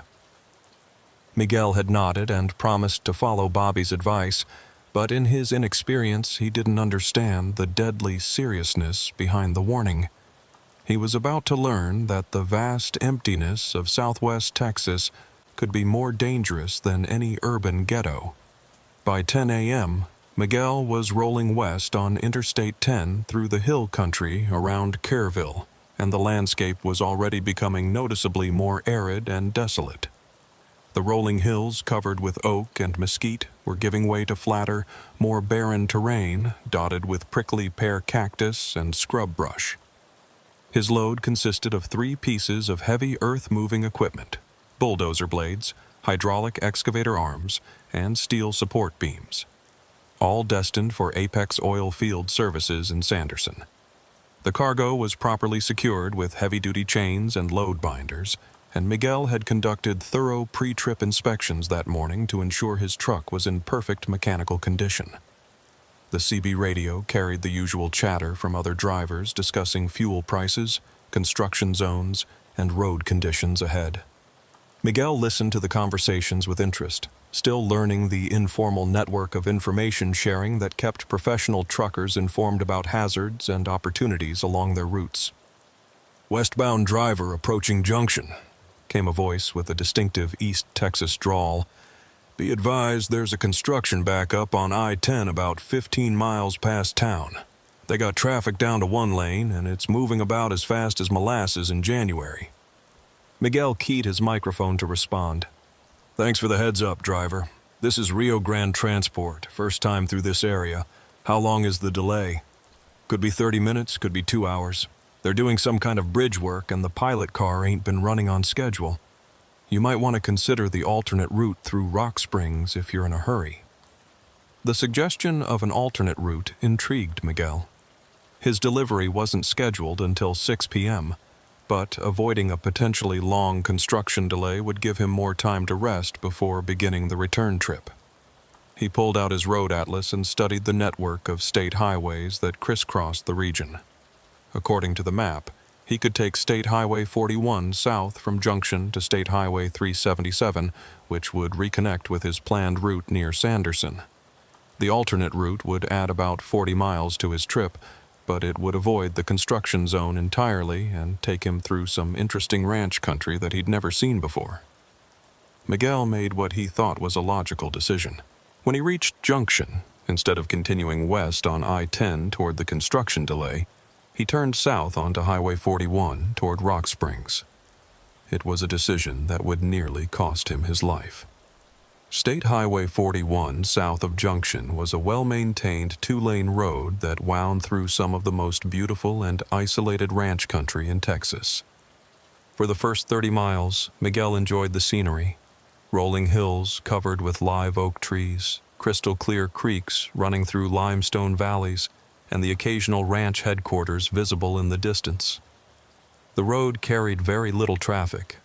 In the first hour, Miguel encountered maybe a dozen vehicles, a few pickup trucks driven by ranchers, a couple of RVs with out-of-state plates, and one other semi-truck heading north toward Junction. The lack of congestion was a pleasant change from the busy interstates he was accustomed to driving. Miguel's CB radio picked up occasional transmissions from other truckers on I-10, but the signals became weaker as he traveled farther from the main highway corridor. By the time he reached Rock Springs, the radio was mostly quiet, except for local ranch traffic and the occasional long-distance skip signal from truckers hundreds of miles away. Rock Springs was a small ranching community with a population of maybe 1,500 people, consisting of a few businesses clustered around the courthouse square and residential streets lined with modest homes. Miguel stopped at a combination gas station and convenience store to fuel up and grab a cold drink, taking advantage of the opportunity to stretch his legs and check his cargo. The store clerk, an elderly man with skin weathered by decades of West Texas sun, studied Miguel's truck with interest. "Don't see many big rigs coming through town on 41, the clerk said.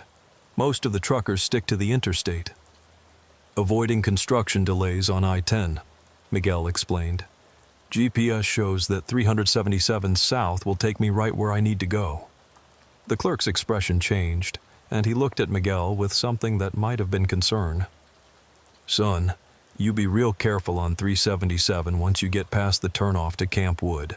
That's some of the emptiest country in Texas, and there ain't much between here and Sanderson except rocks and rattlesnakes." "How far is it?"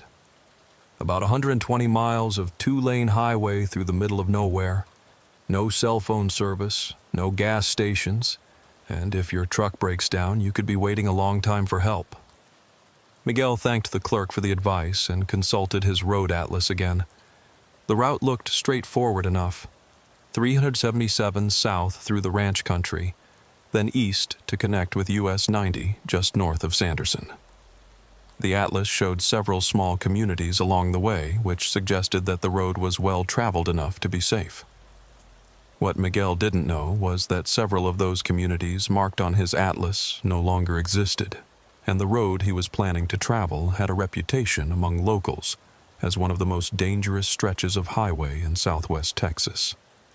The first 50 miles of State Highway 377 south of Rock Springs were uneventful, but increasingly desolate.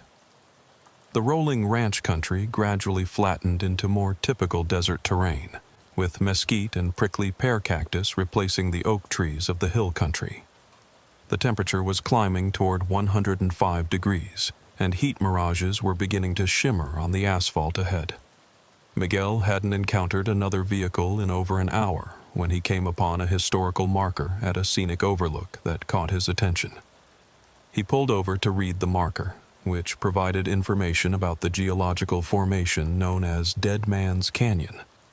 According to the historical marker, Dead Man's Canyon got its name from a series of deadly incidents that occurred in the area during the late 1800s. Stagecoach robberies, Apache raids, and travelers who simply disappeared in the harsh desert environment had given the canyon a reputation for danger that persisted into modern times. The marker also noted that the area was prone to flash flooding during rare but intense thunderstorms, and that several motorists had been killed over the years when they attempted to cross flooded low-water crossings. Miguel studied the landscape around the overlook and could see why the area had such a dangerous reputation.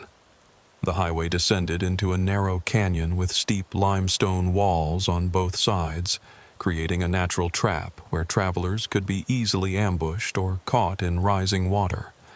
But on this clear July afternoon, with no clouds in sight and the creek bed below completely dry, the canyon looked more beautiful than threatening.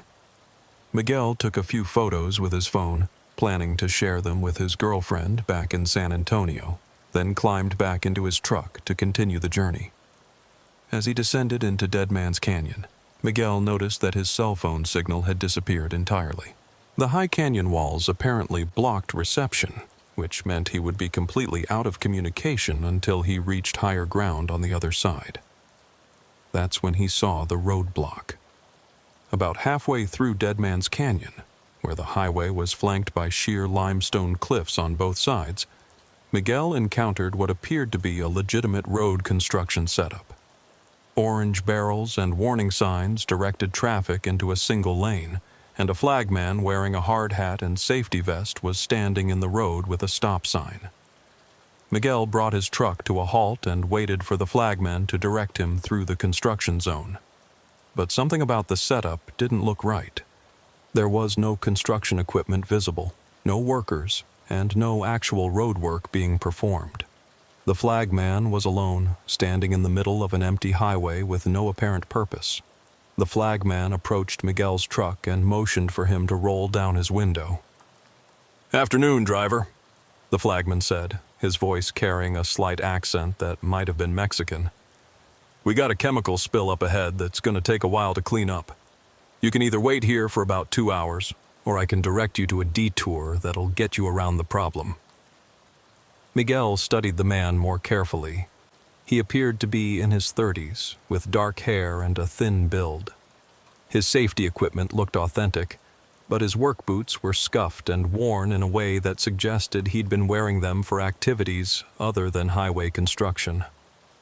"What kind of chemical spill?" Miguel asked. "Tanker truck carrying cleaning solvents jackknifed about 3 miles ahead. Hazmat teams working on containment, but they got the road completely blocked. The detour will add maybe 20 miles to your trip, but you'll avoid the delay." Miguel consulted his road atlas and saw that there were indeed several ranch roads in the area that could theoretically provide an alternate route. But the roads weren't clearly marked on the map, and they appeared to wind through very remote country. "How well marked is this detour?" Miguel asked. "Real well marked. We put up signs every quarter mile to keep folks from getting lost. It's a good gravel road that connects back to 377 about 15 miles south of here." The flagman's explanation sounded plausible, and Miguel was eager to stay on schedule for his delivery. But something in the back of his mind was nagging at him. a memory of Bobby Hutchins' warning about not trusting strangers in the remote country. "Tell you what," Miguel said. "I think I'll just wait here for the hazmat team to finish their work." The flagman's expression changed subtly, and Miguel caught a glimpse of something that might have been frustration or anger. "Suit yourself, driver, but like I said, it's gonna be a long wait." As the flagman walked back toward the construction barrels, Miguel noticed two things that made his blood run cold. First, the man had a small radio clipped to his belt, and he appeared to be speaking into it in a low voice. Second, there was a pickup truck parked behind some rocks about 100 yards ahead, partially concealed but visible from Miguel's elevated position in his cab. Miguel was beginning to realize that he had driven into a trap. Miguel sat in his truck for about 10 minutes, watching the flagman and trying to decide what to do.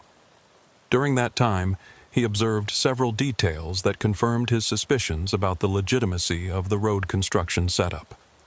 The construction barrels and signs were authentic highway department equipment, but they were old and faded, as if they had been stolen from a legitimate job site months earlier. The flagman kept glancing toward the concealed pickup truck and speaking into his radio, but Miguel never heard any response transmissions. Most tellingly, there was no evidence of any actual roadwork or chemical spill. The highway ahead looked completely normal, and Miguel could see for over a mile in the clear desert air. There was no emergency equipment, no hazmat vehicles, and no signs of any incident. Miguel made a decision that probably saved his life. Instead of waiting for the flagman to direct him through the fake construction zone, he put his truck in reverse and began backing up the highway toward the canyon entrance. The flagman immediately became agitated and ran toward Miguel's truck, waving his stop sign and shouting something that Miguel couldn't hear clearly. But Miguel kept backing up, using his mirrors to navigate the narrow highway while maintaining visual contact with the flagman and the concealed pickup truck. That's when the pickup truck emerged from its hiding place and began following Miguel up the canyon. The truck contained at least 2 men, and Miguel could see that they were talking on radios, apparently coordinating with other units that Miguel hadn't yet spotted. Miguel reached a spot where the canyon widened enough for him to turn his truck around, and he quickly executed a Y-turn that got him pointed back toward Rock Springs. As he accelerated out of the canyon, he could see in his mirrors that the pickup truck was giving chase, along with another vehicle that had apparently been positioned at the canyon entrance. Miguel grabbed his CB radio and began broadcasting on the emergency channel, hoping to reach another trucker or law enforcement officer. "Mayday!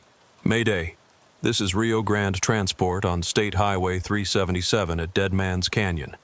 I'm being pursued by multiple vehicles after encountering a fake road construction setup. Requesting immediate assistance." The only response was static. Miguel was too far from any major highway to reach other truckers, and the canyon walls were blocking his radio transmissions from reaching very far. Miguel pushed his heavily loaded truck as hard as he dared on the winding 2-lane highway, but the pickup trucks pursuing him were much faster and more maneuverable. They were gaining on him rapidly, and Miguel could see that the occupants appeared to be armed.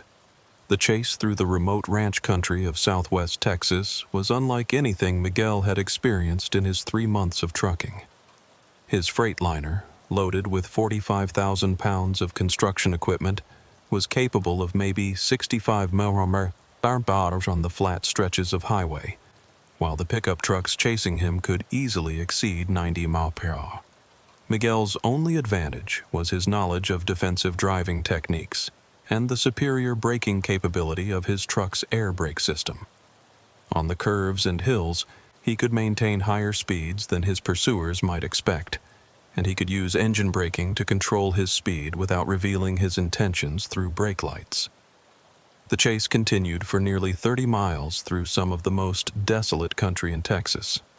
Miguel passed abandoned ranch houses, dried-up windmills, and fence lines that stretched to the horizon without any signs of current habitation. If his truck broke down, or if he was forced off the road, it could be days before anyone found him. Miguel's CB radio occasionally picked up distant transmissions from truckers on I-10. but he was too far away for them to hear his emergency calls clearly. The static-filled broadcasts were frustrating reminders of how isolated he was in this empty landscape. Around 3 p.m., with his fuel gauge showing less than a quarter tank and the temperature outside approaching 110 degrees, Miguel crested a hill and saw something that gave him hope. A Texas Department of Public Safety checkpoint, about 2 miles ahead. The checkpoint appeared to be a routine inspection station where state troopers were examining commercial vehicles for compliance with safety regulations.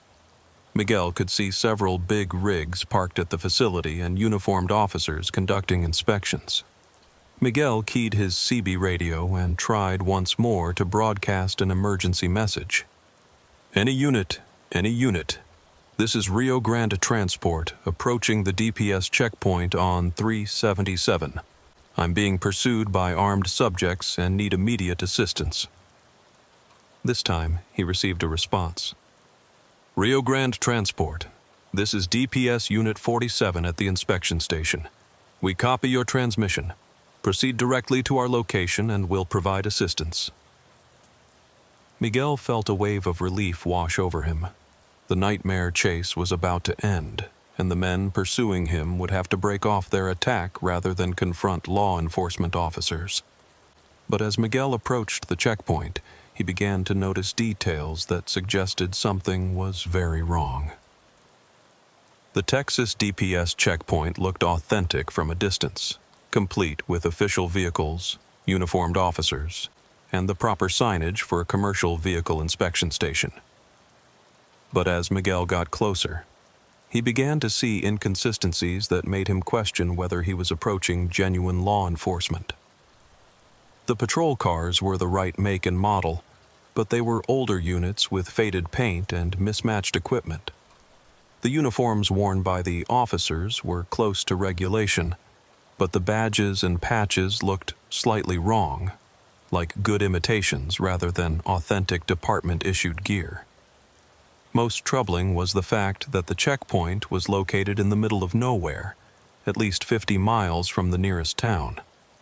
Miguel had never heard of DPS operating inspection stations in such remote locations, especially with no apparent logistical support or backup facilities. Miguel slowed his truck as he approached the checkpoint, but instead of stopping, he kept rolling at about 10 mph while studying the setup more carefully. That's when he noticed that none of the big rigs parked at the facility had drivers visible in or around the trucks. The vehicles were empty, abandoned, with their doors standing open and personal belongings scattered on the ground. One of the fake officers approached Miguel's truck and motioned for him to pull over. "Driver, we need to conduct a mandatory inspection of your vehicle and cargo. Pull into Bay 3 and shut down your engine." Miguel didn't comply. Instead, he keyed his CB radio and tried to reach real law enforcement. Any DPS unit. This is Rio Grande Transport requesting verification of a checkpoint on Highway 377. I'm encountering suspicious activity and need confirmation. The fake officer became more insistent, placing his hand on what appeared to be a sidearm. "Driver, you are required by state law to comply with this inspection. Failure to stop will result in serious criminal charges." Miguel made a split-second decision. He floored the accelerator and drove straight through the checkpoint, ignoring the shouts from the fake officers and the sound of what might have been gunshots behind him. As he cleared the checkpoint and continued south on Highway 377, Miguel could see in his mirrors that several vehicles were now in pursuit, not just the original pickup trucks, but also the fake patrol cars from the checkpoint. Miguel was beginning to understand that he had stumbled into the middle of a sophisticated criminal operation that used fake road construction and law enforcement checkpoints to rob truckers traveling through remote areas of Texas. As Miguel fled from the fake DPS checkpoint, his CB radio began picking up transmissions that revealed the true scope of the criminal operation he had encountered. The pursuing vehicles were coordinating their activities using police-style radio procedures, discussing roadblocks, pursuit tactics, and what sounded like plans for disposing of Miguel and his truck. "Unit 3, this is base. Target vehicle is continuing south on 377 toward the Sanderson Junction. Move Units 7 and 8 to intercept at coordinate Bravo. Base, this is Unit 7. We're in position at the low water crossing. Vehicle will have to slow down there and we can box him in. Copy that.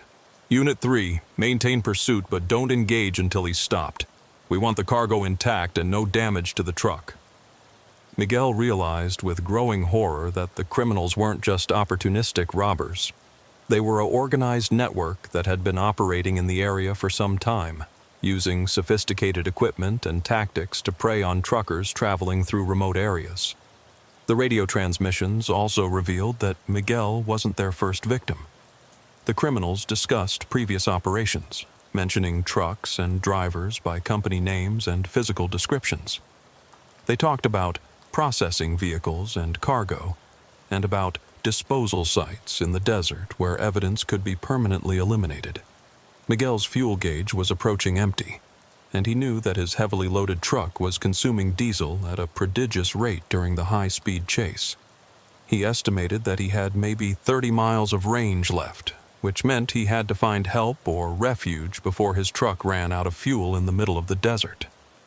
The landscape around Highway 377 was becoming increasingly barren as Miguel approached the junction with US 90 near Sanderson. The rolling hills were giving way to flatter desert, with fewer trees and less cover where a person might hide from pursuit. Miguel tried repeatedly to reach legitimate law enforcement on his CB radio, but his transmissions were either jammed by the criminals or simply not reaching any stations due to his remote location. The sense of isolation was overwhelming. He was alone in the desert with criminals closing in and no way to call for help. That's when Miguel remembered Bobby Hutchins' advice about sticking to main highways and not trusting GPS routing through back roads. He had violated both principles, and now he was paying the price for his inexperience and overconfidence. But Miguel also remembered something else from his CDL training. A lesson about using a truck's size and weight as defensive advantages when confronted by smaller, more agile vehicles. About 15 miles north of Sanderson, Highway 377 descended into a series of low water crossings where seasonal creeks cut through the road. During flash floods, these crossings could be deadly traps for unwary motorists. But during the current drought, they were simply dips in the road with concrete culverts carrying minimal water flow. Miguel could see that the criminals had positioned vehicles at the largest of these crossings, creating a roadblock that would force him to stop or attempt to drive around them through rough desert terrain that would probably bog down his heavy truck. As Miguel approached the roadblock, he made a decision that drew on both his training and his desperation. Instead of stopping or trying to evade the roadblock, he accelerated toward it, using his truck's superior weight and momentum as weapons against the lighter vehicles. Miguel's Freightliner, loaded with construction equipment and weighing over 78,000 pounds, struck the roadblock at approximately 45 miles an hour. The pickup trucks and fake patrol cars that had been positioned to stop him were swept aside like toys, their occupants diving clear to avoid being crushed. The impact destroyed Miguel's front bumper and damaged his radiator, but his truck remained operational. Steam was beginning to rise from under the hood, indicating that his cooling system was compromised. But the engine was still running, and the truck was still moving. Miguel continued toward Sanderson, knowing that he had probably only minutes before his overheated engine seized up. Behind him, he could see that several of the criminal vehicles were damaged and out of action, but others were still in pursuit. The radio transmissions from the criminals had become more urgent and angry. They were discussing eliminating the witness and cleaning up the mess in terms that left no doubt about their intentions if they recaptured Miguel. Miguel's truck finally began to fail about 5 miles north of Sanderson. The engine temperature had climbed into the red zone, and he could smell burning oil and coolant. But ahead he could see the welcome sight of US Highway 90 and the outskirts of a real town with real law enforcement. Miguel managed to coax his dying truck to the intersection of Highway 377 and US 90, where he immediately spotted a genuine Texas Department of Public Safety patrol car parked at a convenience store. The officer was inside the store, apparently taking a break from patrol duties. Miguel pulled into the parking lot, set his brakes, and ran into the store shouting for help. The state trooper, Sergeant Linda Martinez, immediately recognized that Miguel was in genuine distress and called for backup while taking his initial statement about the fake checkpoints and criminal network. Within an hour, the area was swarming with law enforcement officers from multiple agencies, but the criminals had apparently scattered into the vast desert when they realized that Miguel had reached safety and that their operation had been compromised. Sergeant Linda Martinez had been patrolling the remote highways of southwest Texas for 8 years, and she had seen enough to know that Miguel's story was both credible and deeply disturbing. The existence of organized criminal networks preying on truckers in remote areas was a persistent problem that law enforcement agencies had been trying to address for years. "Son, you're lucky to be alive," Sergeant Martinez told Miguel as they sat in her patrol car outside the convenience store in Sanderson. "We've had reports of missing truckers in this area for the past 2 years, but we've never had a survivor who could give us detailed information about how these criminals operate." Miguel's truck was steaming in the parking lot, its damaged radiator leaking coolant onto the hot asphalt. The engine had finally seized up completely, but Miguel had managed to reach safety before the mechanical failure stranded him in the desert with his pursuers. Within 30 minutes of Miguel's arrival in Sanderson, the parking lot was filled with law enforcement vehicles. Texas Rangers, DEA agents, Border Patrol officers, and deputies from multiple county sheriff's departments had converged on the scene to coordinate a response to what was clearly a major criminal operation. Captain Robert Hayes of the Texas Rangers took charge of the investigation and immediately began organizing search teams to locate the fake checkpoints and roadblocks that Miguel had described. "We're dealing with a sophisticated criminal enterprise," Captain Hayes explained to Miguel during his formal debriefing. "These people have military-grade communications equipment, stolen law enforcement vehicles, and detailed knowledge of remote highway corridors that most legitimate officers don't even know exist." "How long have they been operating?" Miguel asked. "Based on missing person reports and unsolved cases, probably at least 3 years, maybe longer. The problem is that truckers who travel these remote routes often don't have regular check-in schedules, so when they disappear, it can be days or weeks before anyone reports them missing." Miguel learned that he was actually the 4th trucker in the past year to report encounters with fake law enforcement checkpoints in southwest Texas. The other 3 drivers had managed to avoid being captured, but they hadn't been able to provide law enforcement with enough detailed information to locate the criminals' base of operations. "What happens to the truckers who don't escape?" Miguel asked, though he wasn't sure he wanted to know the answer. Captain Hayes exchanged a look with Sergeant Martinez before responding. "We've found evidence of at least 6 commercial vehicles that were stripped for parts and abandoned in remote areas. The trucks were burned to destroy evidence, and the drivers..." He paused. "Let's just say we're treating this as a homicide investigation." The implications were chilling.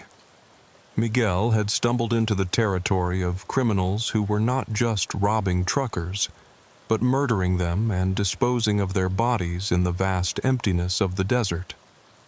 Over the next several hours, multiple law enforcement agencies launched a coordinated search of the area where Miguel had encountered the criminal network. Helicopters equipped with thermal imaging cameras scanned the desert for hidden vehicles and equipment, while ground teams followed Highway 377 looking for evidence of the fake checkpoints. Miguel accompanied one of the search teams, riding with Captain Hayes in an unmarked Texas Ranger vehicle. His first-hand knowledge of the locations and layouts of the criminal operations would be crucial for the investigation. When they reached Dead Man's Canyon, the fake construction zone had been completely removed. The orange barrels, warning signs, and other equipment had vanished, leaving no evidence that the roadblock had ever existed.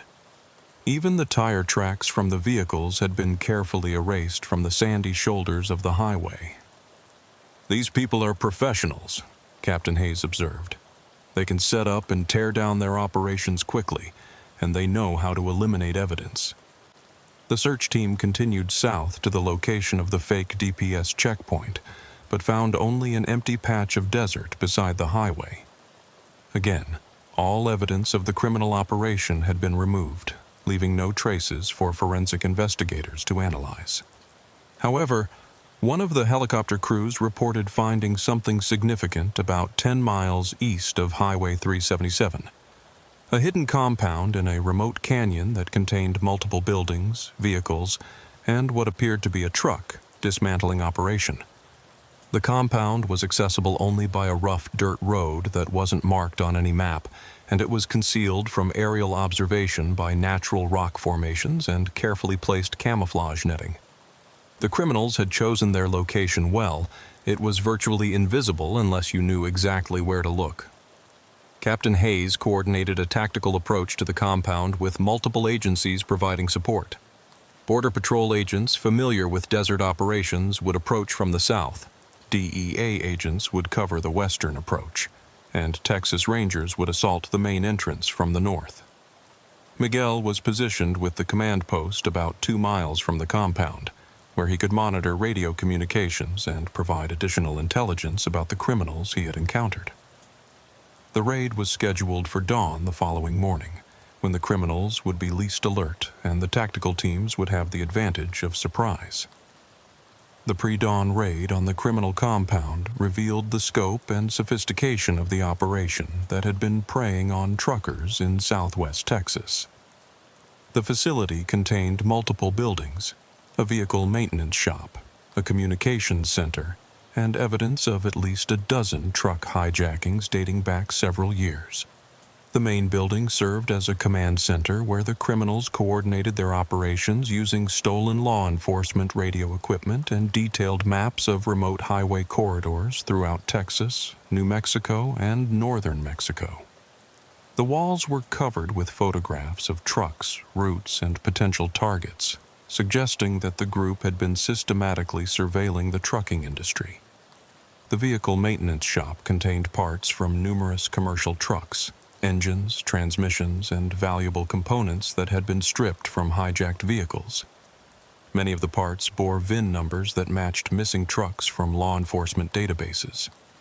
Most disturbing was the discovery of a crematorium in one of the outbuildings, along with personal effects from missing truckers, wallets, identification documents, and CB radios that had belonged to drivers who had vanished in the area over the past several years.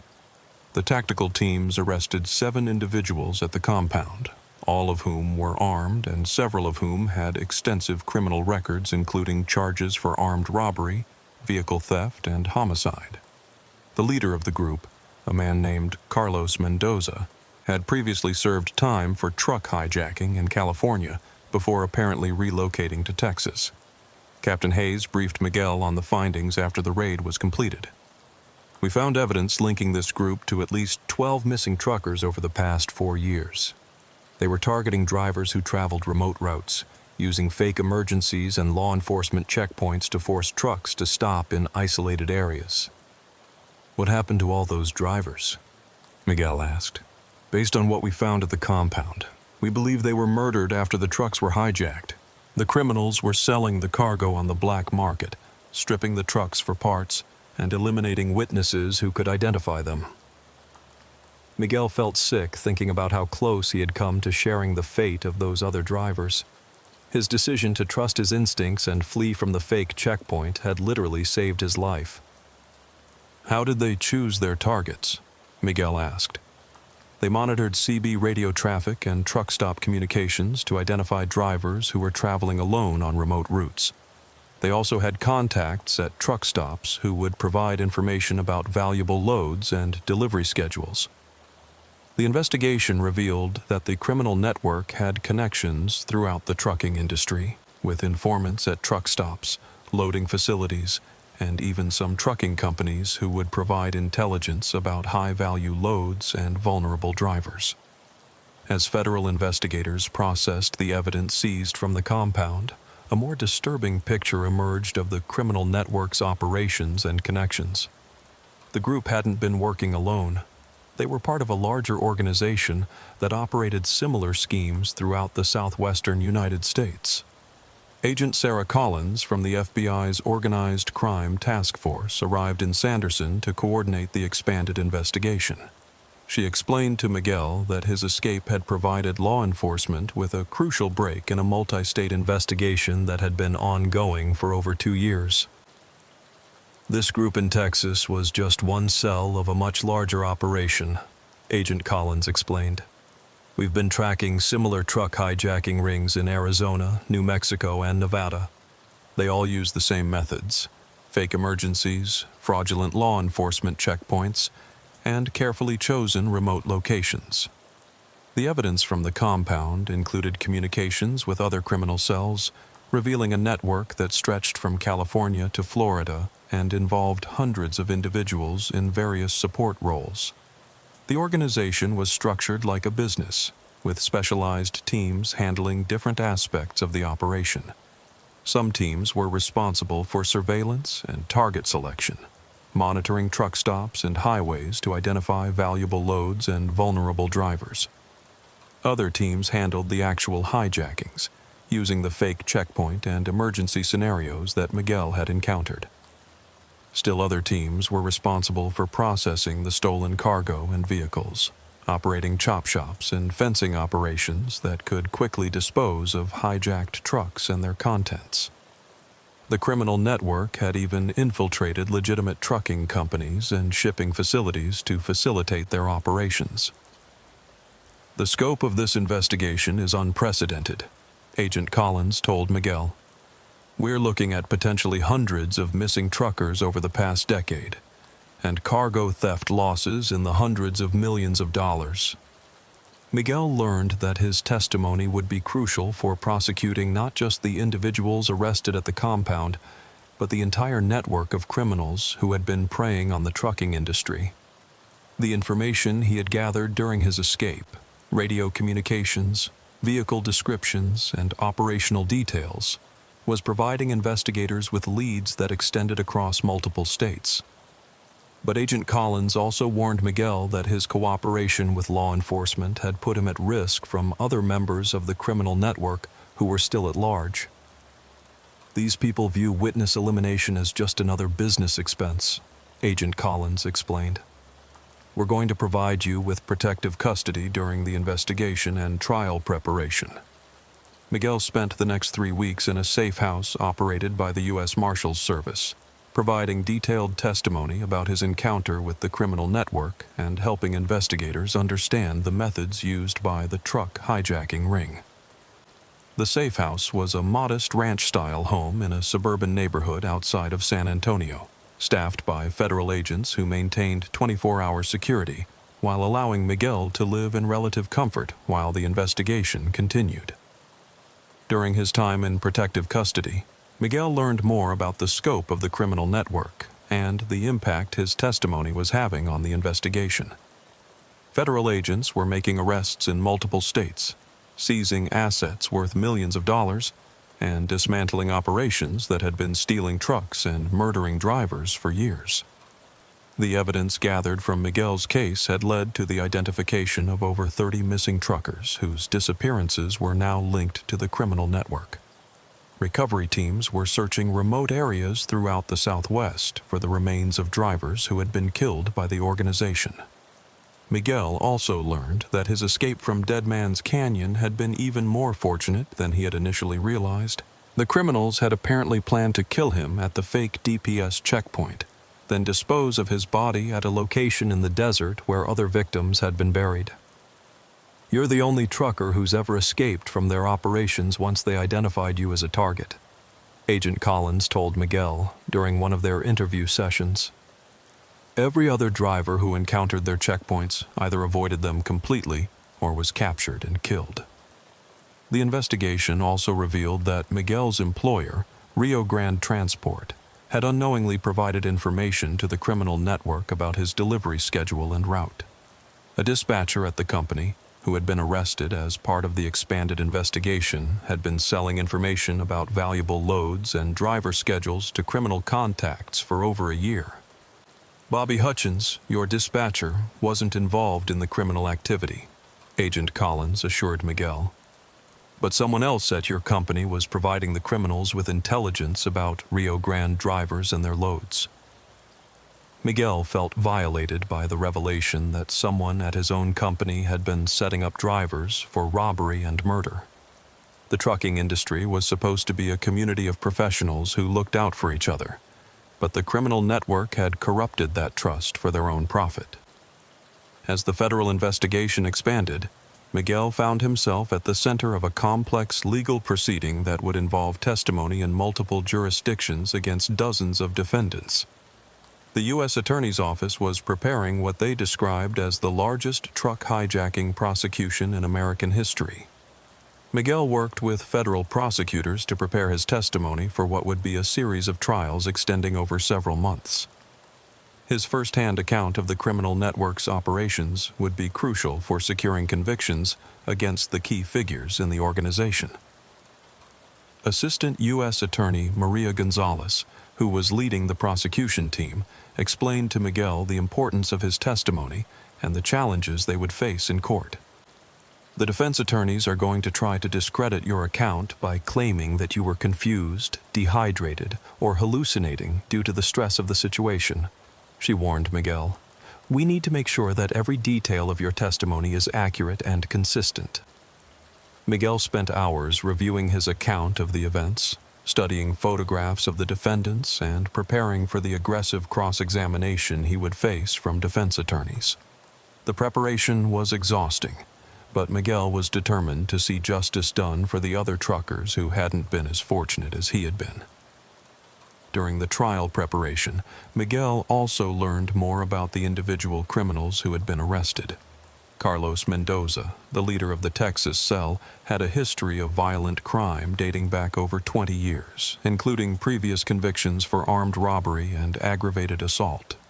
Several of the other defendants had military backgrounds and specialized knowledge of communications, weapons, and tactical operations that they had used to make their criminal activities more sophisticated and deadly. The criminal network had also corrupted law enforcement personnel in some areas, bribing local officers to ignore their activities and even providing advance warning of law enforcement operations. The investigation had led to the arrest of 3 police officers and a sheriff's deputy who had been working with the criminals. This case is going to send a message throughout the trucking industry that law enforcement takes these crimes seriously, Attorney Gonzalez told Miguel. Your courage in escaping from these criminals and cooperating with our investigation is going to help protect thousands of other drivers. But Miguel was also warned that the trial process would be lengthy and potentially dangerous. Some members of the criminal network were still at large, and there was concern that they might attempt to intimidate or harm witnesses who were cooperating with law enforcement. After 3 weeks in protective custody, Miguel was allowed to return to his normal life, though with ongoing security precautions and regular check-ins with federal agents. His truck had been repaired at government expense, and Rio Grande Transport had offered him a new position with better pay and more secure routes. But Miguel found that his experience with the criminal network had changed his perspective on trucking and his approach to the profession. The innocent confidence he had felt as a rookie driver was gone, replaced by a hard-earned awareness of the real dangers that existed on America's highways. Bobby Hutchins, his dispatcher at Rio Grande Transport, greeted Miguel's return with a mixture of relief and respect. The older man had heard about Miguel's ordeal through the trucking community's informal communication networks, and he was impressed by the young driver's survival skills and courage. Miguel, I've been in this business for 30 years, and I've never heard of a driver who went through what you experienced and lived to tell about it, Bobby said. You've got the instincts and the backbone to be a successful trucker, but you also learned some hard lessons about the dangers that are out there. Miguel's first assignment after returning to work was a routine delivery from San Antonio to Dallas. a safe, well-traveled route on major highways with good communications coverage and plenty of law enforcement presence. It was a deliberate choice by the company to help Miguel regain his confidence gradually. But even on the familiar Interstate 35 corridor, Miguel found himself constantly checking his mirrors, monitoring his CB radio for unusual transmissions, and studying other vehicles for signs of suspicious behavior. The paranoia was exhausting, but it was also potentially life-saving in a profession where complacency could be deadly. Miguel's experience had taught him to trust his instincts completely, to question situations that didn't feel right, and to always have an escape plan when traveling through remote areas. These were lessons that couldn't be taught in any CDL program, but they were essential skills for survival in the trucking industry. Other drivers at Rio Grande Transport began seeking out Miguel's advice about security and safety procedures. His reputation as a driver who had survived an encounter with organized criminals made him something of a legend in the local trucking community. 6 months after his escape from Dead Man's Canyon, Miguel found himself testifying in federal court in San Antonio as the government began its prosecution of the truck hijacking network. The courtroom was packed with law enforcement officers, media representatives, and family members of missing truckers who hoped that the trial would provide answers about their loved ones' disappearances. Miguel's testimony was detailed and compelling, walking the jury through every aspect of his encounter with the criminal network. He described the fake construction zone, the pursuit through the desert, and the false DPS checkpoint with a precision that impressed both prosecutors and defense attorneys. The defense strategy, as Attorney Gonzalez had predicted, was to attack Miguel's credibility and claim that he had misinterpreted innocent activities as criminal behavior.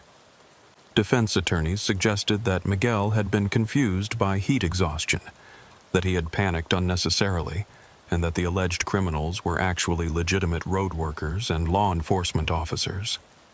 But the physical evidence from the compound raid supported Miguel's testimony completely. The stolen truck parts, the personal effects from missing drivers, and the communications equipment used to coordinate the criminal operations corroborated every aspect of his account. Carlos Mendoza, the leader of the criminal network, was an intimidating figure who stared at Miguel throughout his testimony, apparently trying to frighten him into changing his story. But Miguel had faced down armed criminals in the desert, and he wasn't going to be intimidated by courtroom theatrics. During cross-examination, Mendoza's attorney tried to paint Miguel as an unreliable witness whose testimony was motivated by a desire for publicity and financial gain. But Miguel's calm, consistent responses and his obvious sincerity convinced the jury that he was telling the truth about his ordeal. The trial revealed additional disturbing details about the criminal network's operations, including testimony from other law enforcement officers about the discovery of mass grave sites in the desert where the remains of murdered truckers had been found. Federal agents testified about the scope of the investigation, the connections between the Texas cell and similar operations in other states, and the sophisticated methods used by the criminals to target and capture their victims. The evidence presented during the trial painted a picture of a ruthless criminal organization that viewed truck drivers as expendable resources to be exploited for profit. The casual brutality with which they had murdered their victims shocked even experienced law enforcement officers. The federal jury deliberated for less than 6 hours before returning guilty verdicts on all counts against Carlos Mendoza and his co-conspirators. The evidence presented during the trial had been overwhelming, and Miguel's testimony had been the crucial factor that tied together all aspects of the prosecution's case. Mendoza was sentenced to life in prison without the possibility of parole for his role in organizing and leading the criminal network. His co-conspirators received sentences ranging from 25 to 50 years for their participation in the truck hijacking and murder conspiracy. The sentences sent a clear message throughout the criminal underworld that truck hijacking would be met with the full force of federal law enforcement. Similar prosecutions in other states resulted in additional convictions and lengthy prison sentences for criminals who had been preying on the trucking industry. Miguel attended the sentencing hearing and had the opportunity to address the court about the impact of his experience on his life and career. He spoke about the truckers who had been murdered by the criminal network, the families who had lost loved ones, and the need for continued vigilance to protect drivers who traveled remote highways. These criminals didn't just steal trucks and cargo, Miguel told the court. They attacked the foundation of trust that makes the trucking industry possible. They turned the professional courtesy that drivers show to each other into a weapon that they use to murder innocent people. Judge Patricia Williams, who presided over the trial, praised Miguel's courage in escaping from the criminals and cooperating with law enforcement. "Mr. Santos, your actions in this case have undoubtedly saved the lives of other truck drivers who might have fallen victim to this criminal network. Your testimony has been instrumental in bringing these dangerous criminals to justice." The successful prosecution of the truck hijacking network led to changes in how law enforcement agencies approached transportation crime. New task forces were established to coordinate investigations across state lines, and federal funding was increased for operations targeting criminal networks that preyed on the trucking industry. Miguel's case also led to changes in trucking industry security practices. Companies began implementing better communication protocols for drivers traveling remote routes, and industry organizations developed training programs to help drivers recognize and avoid dangerous situations. But perhaps most importantly, Miguel's story became part of the informal knowledge that was passed down from experienced drivers to newcomers in the industry. His example of trusting his instincts and refusing to comply with suspicious authority figures became a model for how truckers should respond to potentially dangerous encounters. 2 years after his ordeal in Dead Man's Canyon, Miguel had established himself as one of Rio Grande Transport's most reliable and safety-conscious drivers. His experience with the criminal network had made him more cautious and aware, but it had also given him knowledge and instincts that made him valuable to his employer and respected by his peers. Miguel now worked as both a driver and a safety instructor, helping to train new drivers about the real dangers they might encounter on America's highways. His first-hand experience with criminal activity gave his safety presentations a credibility that couldn't be achieved through textbook learning alone. "The most important lesson I learned," Miguel would tell new drivers during his safety presentations, "is that your instincts are usually right. If something feels wrong about a situation, it probably is wrong. Don't let politeness or inexperience override your survival instincts." Miguel's route assignments had evolved to include some of the most challenging and potentially dangerous runs in the company's network. His proven ability to handle dangerous situations made him the driver of choice for high-value loads traveling through remote areas. But Miguel had also learned to appreciate the support network that existed within the trucking community. Experienced drivers who had heard about his encounter with the criminal network would often check on him via CB radio when they saw his truck on the highway, and truck stops along his regular routes kept track of his schedule to ensure that he arrived safely. The criminal network that had targeted Miguel was gone, but he knew that other dangerous individuals and organizations continued to prey on truckers. The vast emptiness of the American West would always attract criminals who wanted to operate beyond the reach of law enforcement, and truckers would always be vulnerable when traveling through remote areas. Miguel's advice to other drivers was simple but potentially life-saving. Stay alert, trust your instincts, maintain communications with other drivers and dispatchers, and never hesitate to flee from a situation that doesn't feel right. Being polite won't save your life, Miguel would conclude his safety presentations. But being smart and cautious will. The desert doesn't forgive mistakes, and neither do the criminals who operate out there. Miguel's experience in Dead Man's Canyon had transformed him from a naive rookie into a seasoned professional who understood the real dangers of his chosen career.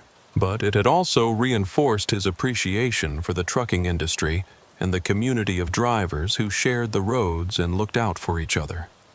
The highway ahead would always contain unknown dangers, but Miguel now had the knowledge and experience to recognize those dangers and respond appropriately. His survival had made him not just a better driver, but a guardian of the safety lessons that could protect other truckers from sharing the fate of those who had been less fortunate in their encounters with the criminals who haunted America's remote highways. 3 years after the successful prosecution of the Dead Man's Canyon criminal network, Miguel Santos had settled into what he thought would be a routine career as a senior driver and safety instructor at Rio Grande Transport. His reputation as a survivor and his expertise in security matters had made him one of the most respected drivers in the South Texas trucking community. But in late September 2026, a series of disturbing incidents began occurring on remote highways throughout Texas that bore an unsettling resemblance to the criminal methods Miguel had encountered years earlier. The first report came from a driver named Tommy Morrison, who had narrowly escaped what appeared to be a fake Border Patrol checkpoint on a back road near Eagle Pass. "It was just like what you described, Miguel," Tommy told him during a meeting at the Rio Grande terminal. "Professional-looking uniforms, authentic-seeming vehicles, but something felt wrong about the whole setup. When I asked to see their supervisor, they got nervous and let me go." Within a week, 3 more drivers reported similar encounters: fake emergency scenarios, suspicious checkpoints, and situations that didn't feel legitimate despite appearing official on the surface. All of the incidents occurred in remote areas of South and West Texas, away from major highways where help would be readily available. Miguel brought the reports to the attention of Agent Sarah Collins at the FBI, who had remained in contact with him since the original case. Agent Collins confirmed that federal law enforcement was aware of the new incidents and was concerned that copycat criminals were attempting to replicate the methods that had been so successful for the original network. "The problem with prosecuting a case as thoroughly as we did," Agent Collins explained to Miguel, "is that all the operational details become part of the public record. Other criminals can study the court transcripts and media reports to learn exactly how the original network operated." The new criminals appeared to be using many of the same techniques that had made the Dead Man's Canyon network so dangerous: remote locations, fake authority figures, sophisticated communications equipment, and detailed knowledge of trucking industry practices. But there were also differences that suggested the new group was learning from the mistakes that had led to the capture of the original network. They were more careful about leaving evidence, more sophisticated in their target selection, and more cautious about their operational security. Miguel realized that his survival story, which had been intended as a warning to help other drivers avoid dangerous situations, might also have served as an instruction manual for criminals who wanted to improve their own operations. Miguel's involvement in the original case and his current role as a safety instructor made him a valuable consultant for law enforcement agencies investigating the new criminal activity. But it also made him a potential target for criminals who viewed him as a threat to their operations. The first indication that Miguel was being targeted came in the form of surveillance that he noticed during his regular trucking runs. Vehicles that seemed to be following his truck at a distance, unfamiliar faces at truck stops who showed too much interest in his schedule, and radio transmissions that seemed to be monitoring his movements. Miguel's experience with the original criminal network had taught him to recognize signs of surveillance and potential threats. He immediately reported his concerns to Agent Collins and began taking additional security precautions during his routes. "They know who you are and what you represent," Agent Collins warned Miguel during a secure phone conversation. "You're the driver who escaped from their predecessors and helped put them in prison. That makes you both a symbol of law enforcement success and a personal enemy." Miguel's employer, Rio Grande Transport, hired a private security consultant to assess the threats against their most famous driver and to recommend protective measures. The consultant, a former military special operations officer named Jack Reynolds, was blunt about the level of danger Miguel faced. "These people view you as the reason their predecessors are spending life in prison," Reynolds explained. "They have every motivation to eliminate you, both for revenge and to prevent you from helping law enforcement again. Reynolds recommended a comprehensive security upgrade for Miguel's truck, including hidden GPS tracking devices, encrypted communication equipment, and defensive modifications that would help him escape if he was targeted for attack. Miguel also began varying his routes unpredictably, avoiding the remote highways where he had originally encountered criminal activity, and coordinating with law enforcement to report his location regularly during trips through potentially dangerous areas. But despite these precautions, Miguel couldn't avoid all contact with remote areas in his work as a professional trucker. The nature of the job required traveling through isolated regions where criminals could operate with relative impunity. Federal investigators studying the new criminal activity discovered that the copycat network was significantly more sophisticated than their predecessors. Instead of operating from a single compound, they used multiple temporary bases that could be quickly relocated if law enforcement discovered their location. The new criminals also had better connections within the trucking industry, with informants at truck stops, loading facilities, and even some shipping companies who provided information about valuable loads and driver schedules. Their target selection was more precise, focusing on high-value cargo and drivers who were traveling alone on predictable routes. Most concerning was their use of advanced technology to monitor law enforcement communications and track the movements of potential targets. They had access to equipment that could intercept radio transmissions, monitor GPS signals, and even hack into some trucking companies' dispatch systems. Miguel learned about these developments during briefings with federal agents who were coordinating the investigation into the new network. The sophistication of the criminal operation was far beyond what law enforcement had encountered in previous truck hijacking cases. They're operating more like an intelligence agency than a traditional criminal organization, Agent Collins explained. They have extensive surveillance capabilities, sophisticated operational security, and the resources to maintain multiple simultaneous operations across several states. The new network's methods also showed that they had learned from the mistakes of their predecessors. Instead of using easily identified fake law enforcement vehicles, they employed legitimate-looking civilian vehicles that could blend in with normal traffic.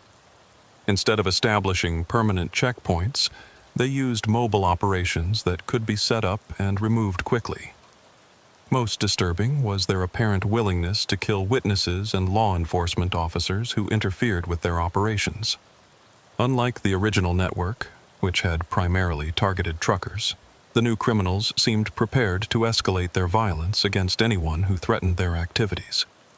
Miguel realized that his expertise in recognizing and avoiding criminal operations might not be sufficient against opponents who were specifically studying his methods and adapting their tactics accordingly. The psychological pressure on Miguel intensified when the criminals began a deliberate campaign of harassment designed to frighten him and disrupt his normal life. They demonstrated that they knew his home address, his regular routes, and his personal schedule in ways that were clearly intended to intimidate him. Miguel began receiving anonymous phone calls at all hours, with callers who would hang up immediately or play recordings of radio transmissions from his original encounter with the Dead Man's Canyon network. The calls were traced to disposable cell phones that were discarded after each use, making them impossible to track back to their source. His truck was vandalized twice while parked at truck stops, with messages spray-painted on the trailer that referenced his testimony in the original criminal trials. The vandalism was carefully calculated to avoid causing mechanical damage that would strand him in dangerous locations, but to make it clear that the criminals could reach him anywhere. Most unsettling were the surveillance incidents where Miguel would spot the same vehicles or individuals at multiple locations along his routes, confirming that he was being systematically watched and his movements were being tracked by hostile forces. The psychological impact of being stalked by professional criminals was exhausting and stressful. Miguel found himself constantly checking his mirrors, avoiding his usual stops, and changing his routines in ways that made his job more difficult and less enjoyable. His wife, Maria, whom he had married 2 years after his original ordeal, was also affected by the harassment campaign. She received anonymous phone calls at their home, and their neighborhood was occasionally surveilled by vehicles with tinted windows and unknown occupants. "This has to stop," Maria told Miguel during one of their discussions about the ongoing threats. "These people are trying to destroy our lives, even though you did the right thing by helping law enforcement." Miguel contacted Agent Collins about escalating the federal protection available to him and his family. But law enforcement resources were limited, and the criminals were careful to avoid activities that would provide clear evidence of criminal behavior. The stalking campaign was designed to operate in the gray area between harassment and actual criminal activity, making it difficult for law enforcement to take decisive action while still achieving the goal of intimidating and isolating Miguel. In early December 2026, Miguel received what appeared to be a routine assignment from his dispatcher at Rio Grande Transport, a high-priority delivery of automotive parts from San Antonio to a manufacturing plant in Odessa. The load was valuable but not unusual, and the route was primarily on major highways through familiar territory. But as Miguel studied the shipping documents more carefully, he noticed several details that troubled him. The pickup location was a warehouse complex on the outskirts of San Antonio that he wasn't familiar with. The delivery was scheduled for late evening rather than normal business hours, and the customer contact information seemed incomplete. Miguel's experience with criminal networks had taught him to be suspicious of loads that deviated from normal patterns, especially when they involved unfamiliar facilities or unusual scheduling. He decided to conduct additional research before accepting the assignment. When Miguel called the supposed customer to confirm the delivery details, the phone number was answered by someone who claimed to be a supervisor but couldn't provide specific information about the manufacturing plant or the purpose of the delivery. The conversation felt scripted and artificial, like someone reading from prepared responses rather than discussing a legitimate business transaction. Miguel also discovered that the pickup location was a recently rented warehouse space that had no established business history and wasn't listed in any industry directories. The rental agreement was paid for with cash and registered to a company name that didn't exist in state business records. All of these factors suggested that the delivery assignment was not a legitimate business transaction, but rather an attempt to lure Miguel into a controlled situation where he could be attacked by the criminal network that had been stalking him. Miguel contacted Agent Collins and security consultant Jack Reynolds to discuss his suspicions about the suspicious assignment. Both professionals agreed that the load showed multiple indicators of being a trap designed to capture or eliminate Miguel. "This has all the hallmarks of a setup," Reynolds warned Miguel. "They're using your employer's legitimate dispatch system to create an assignment that appears routine but leads you into a situation they can control." The question was whether Miguel should avoid the assignment entirely or use it as an opportunity to help law enforcement locate and capture the criminals who had been harassing him for months. After extensive planning and coordination with federal law enforcement, Miguel decided to accept the suspicious delivery assignment as part of a counter-operation designed to capture the criminal network that had been targeting him. The plan would place him at considerable personal risk, but it offered the best opportunity to end the harassment campaign and bring the criminals to justice. Agent Collins coordinated the operation with multiple law enforcement agencies, including the FBI, DEA, Texas Rangers, and local sheriff's departments. Miguel would be equipped with tracking devices, communication equipment, and protective gear that would allow him to maintain contact with support teams while appearing to comply with the criminal's trap. Security consultant Jack Reynolds worked with federal agents to plan escape routes, contingency procedures, and tactical responses for various scenarios that the criminals might employ. The operation required careful coordination to protect Miguel while gathering evidence that could be used to prosecute the entire criminal network. "The key is to let them think they're in control while we actually maintain tactical advantage," Reynolds explained during the final planning session. Miguel will appear to be following their script, but every move will be monitored and supported by our teams. Miguel's truck was equipped with hidden cameras, audio recording equipment, and GPS tracking devices that would document everything that occurred during the operation. Federal agents would be positioned along his route, ready to intervene if the situation became too dangerous. The plan called for Miguel to proceed to the pickup location, load whatever cargo the criminals provided, and follow their instructions until they revealed the full scope of their operation. At that point, law enforcement teams would move in to arrest the criminals and seize their assets. But everyone involved understood that the operation was extremely dangerous. The criminals had already demonstrated their willingness to kill truckers, and they would be especially motivated to eliminate Miguel given his role in destroying their predecessor network. Once this starts, there's no turning back, Agent Collins warned Miguel. These people will try to kill you if they realize you're working with law enforcement. Are you sure you want to go through with this? Miguel thought about all the truckers who had been murdered by the original network, the families who had lost loved ones, and the drivers who were still at risk from the new criminal organization. Someone has to stop them, Miguel replied. And I'm the one with the experience to recognize their methods and survive their attacks. On the designated morning, Miguel drove to the warehouse complex on the outskirts of San Antonio, where he was supposed to pick up the automotive parts delivery. The facility looked legitimate from the outside, a modern industrial building with proper signage and vehicle access. But Miguel's trained eye detected subtle signs that suggested it was being used for criminal purposes. The parking lot contained several vehicles that appeared to be surveillance units, with tinted windows and occupants who were monitoring the area rather than conducting normal business. The loading dock was staffed by individuals who looked more like security personnel than warehouse workers. Miguel backed his truck up to the designated loading dock and was met by a man who claimed to be the warehouse supervisor. The man was polite and professional, but Miguel could see that he was carrying a concealed weapon and was speaking into a radio earpiece that connected him to other members of his organization. You must be Santos from Rio Grande Transport, the supervisor said. We've got your load ready to go. Should take about an hour to get everything secured properly.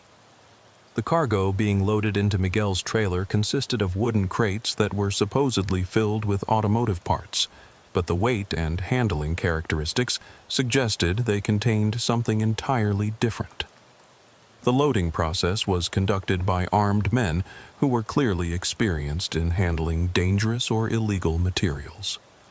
During the loading process, Miguel noticed that additional vehicles had arrived at the warehouse complex, including several SUVs with tinted windows that appeared to be preparing for some kind of convoy operation. The criminals were apparently planning to escort his truck to whatever destination they had in mind. Miguel used his hidden communication equipment to alert the law enforcement teams that were monitoring the operation. Packages loaded, escorts are in position, about to begin the movement phase. He transmitted using coded language that had been established during the planning sessions. Agent Collins' voice came back through his concealed earpiece. Copy that. Surveillance teams are in position along your route. Proceed with the operation, but be ready to abort if the situation becomes too dangerous. As Miguel signed the fraudulent shipping documents and prepared to leave the warehouse complex, the supervisor gave him detailed directions to his supposed delivery location, a remote industrial facility outside of Fredericksburg that Miguel was certain would be another trap designed to isolate him in a location where the criminals could operate without interference. Drive carefully, the supervisor said with a smile that didn't reach his eyes. We want to make sure this valuable cargo reaches its destination safely. Miguel's journey from San Antonio toward Fredericksburg was unlike any delivery run he had ever made. Instead of traveling alone, he was part of a convoy that included 3 SUVs filled with armed criminals who were monitoring his every move and communicating with each other using sophisticated radio equipment. The convoy stayed together on Interstate 10 for the first 30 miles, maintaining the appearance of normal highway traffic while actually operating as a coordinated criminal unit. Miguel could see the occupants of the escort vehicles watching him carefully and occasionally speaking into radio microphones. Federal law enforcement surveillance teams were also monitoring the convoy, but they had to maintain significant distance to avoid detection by the criminals' counter-surveillance efforts. The criminals were clearly experienced in operational security and were taking precautions against law enforcement interference. About an hour into the journey, the convoy left Interstate 10 and began following a series of back roads that led into the hill country west of San Antonio. The route was taking them through increasingly remote areas where law enforcement backup would be farther away and criminal activities could be conducted with less risk of detection. Miguel's hidden communication equipment allowed him to maintain contact with Agent Collins and the support teams, but the radio transmissions had to be brief and coded to avoid detection by the criminals' monitoring equipment. "Route deviation confirmed. Proceeding into remote area," Miguel transmitted. "Multiple escort vehicles maintaining close surveillance." "Copy that," Agent Collins responded. "Tactical teams are repositioning to maintain coverage. Continue operation, but be prepared for immediate extraction if necessary." The convoy passed through several small hill country communities, Comfort, Kerrville, and Hunt, but didn't stop at any of them. The criminals appeared to be heading for a specific destination that was isolated from populated areas and normal law enforcement patrol routes. As they drove deeper into remote country, Miguel began to recognize the tactical situation he was in. The criminals were leading him into terrain where they would have every advantage: isolated locations, limited escape routes, and no immediate access to help if something went wrong. But Miguel also knew that this was exactly the kind of situation that law enforcement needed to understand the criminal network's operations and gather evidence that could be used to prosecute them effectively. The convoy's destination turned out to be a remote ranch complex about 20 miles northwest of Kerrville, accessible only by a dirt road that wound through rugged hill country terrain. The facility appeared to be a legitimate cattle ranch from the outside, but Miguel could see signs of recent modification and fortification that suggested it was being used for criminal purposes. The main ranch house had been equipped with sophisticated communications equipment, including satellite dishes and radio antennas that would allow the criminals to monitor law enforcement frequencies and coordinate operations across a wide area. Several outbuildings had been converted into what appeared to be storage and processing facilities. Most ominously, Miguel could see evidence of recent excavation work behind the main buildings. Fresh earth and disturbed ground that suggested the criminals had been digging graves for their victims in the remote ranch location. As Miguel backed his truck up to a loading dock near one of the outbuildings, he was surrounded by at least a dozen armed individuals who were clearly experienced in criminal operations. Their weapons, equipment, and tactical organization indicated a level of professionalism that was far beyond typical truck hijacking operations. The leader of the criminal group, a man in his 40s who introduced himself only as Colonel, approached Miguel with the confidence of someone who believed he was in complete control of the situation. "Mr. Santos, we've been looking forward to meeting you for quite some time," the colonel said. "Your reputation precedes you, and we have some business to discuss regarding your previous interference with our associates' operations." Miguel realized that he had been lured to the ranch not just to be robbed or killed, but to be interrogated about law enforcement methods and to serve as an example to other drivers who might consider cooperating with authorities. "I don't know what you're talking about," Miguel replied, trying to maintain the pretense that he was just a driver making a routine delivery. "Please don't insult our intelligence," the colonel responded. "We know exactly who you are, what you've done, and why you're here. The question is whether you're going to cooperate with us voluntarily or whether we'll need to use more persuasive methods."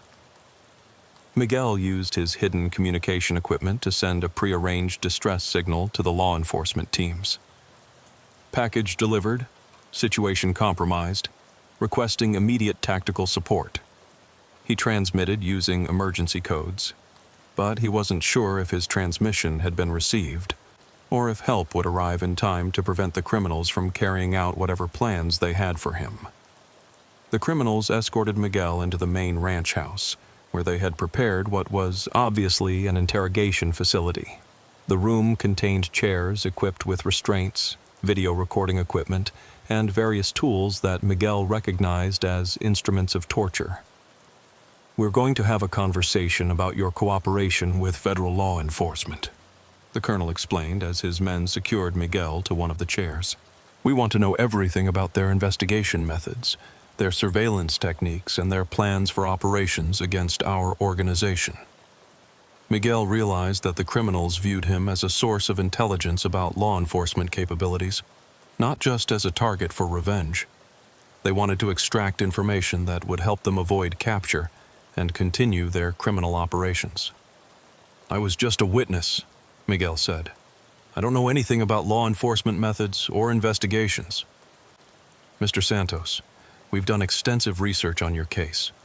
We know that you spent weeks working with federal agents, that you provided detailed testimony about criminal operations, and that you continue to serve as a consultant for law enforcement agencies.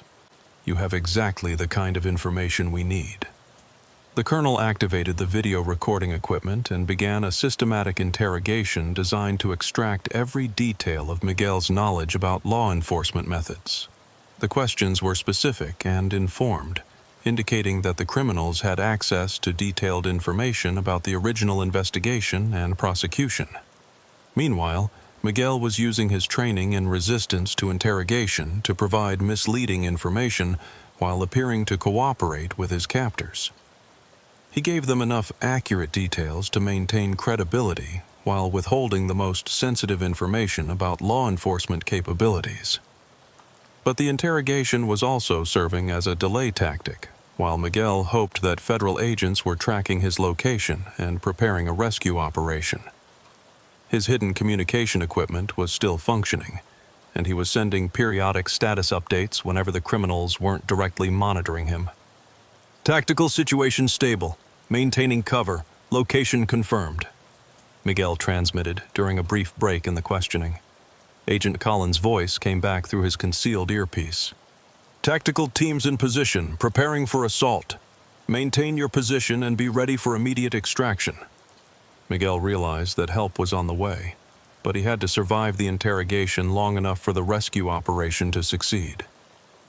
The federal law enforcement assault on the criminal ranch complex began at exactly 4:30 p.m., coordinated between FBI tactical teams, Texas Rangers, and local sheriff's deputies who had surrounded the facility during Miguel's interrogation. The operation was planned to minimize the risk to Miguel while maximizing the capture of criminals and evidence. Snipers took out the perimeter guards simultaneously, while tactical teams breached the main buildings from multiple directions to prevent the criminals from harming their prisoner.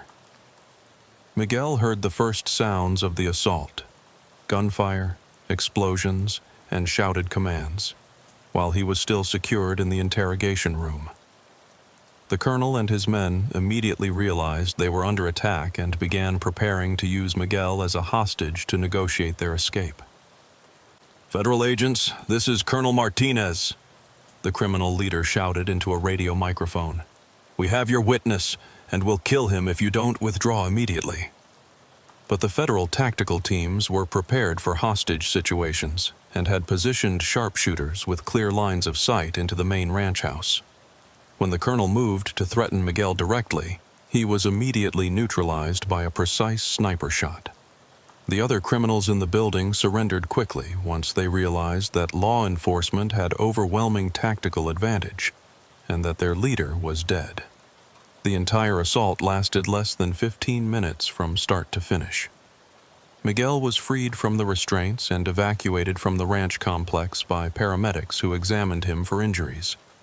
Despite the psychological stress of the interrogation, he had not been physically harmed and was able to provide immediate debriefing information to law enforcement commanders. "Are you all right?" Agent Collins asked as Miguel was being checked by medical personnel. "I'm fine," Miguel replied, "but these people were more organized and dangerous than the original network. They had detailed intelligence about law enforcement methods and were planning operations across multiple states. The search of the ranch complex revealed evidence of an extensive criminal organization that had been planning truck hijacking operations throughout the southwestern United States. Law enforcement teams found weapons, communications equipment, stolen cargo, and documents that provided information about criminal contacts in multiple cities. Most disturbing was the discovery of a mass grave site behind the ranch buildings containing the remains of at least 8 truck drivers who had been murdered by the criminal network over the past 2 years. The evidence seized during the ranch raid revealed that the criminal organization Miguel had encountered was significantly larger and more sophisticated than anyone had suspected. The network operated cells in Texas, New Mexico, Arizona, and California, with connections to organized crime groups in Mexico and other international criminal organizations. Federal investigators found detailed files on hundreds of truck drivers, including personal information, route schedules, and cargo manifests that had been obtained through systematic surveillance and infiltration of the trucking industry. The criminals had been selecting targets based on cargo value, route vulnerability, and the likelihood that drivers would be missed if they disappeared. The organization's financial records showed that they had stolen cargo worth over $50 million in the past 3 years, operating a sophisticated fencing network that could quickly dispose of hijacked goods through legitimate-appearing business channels. Most shocking was the discovery that the criminal network had infiltrated multiple trucking companies, truck stops, and even some law enforcement agencies. They had been receiving intelligence from corrupt employees and officials who were being paid to provide information about valuable loads and law enforcement activities.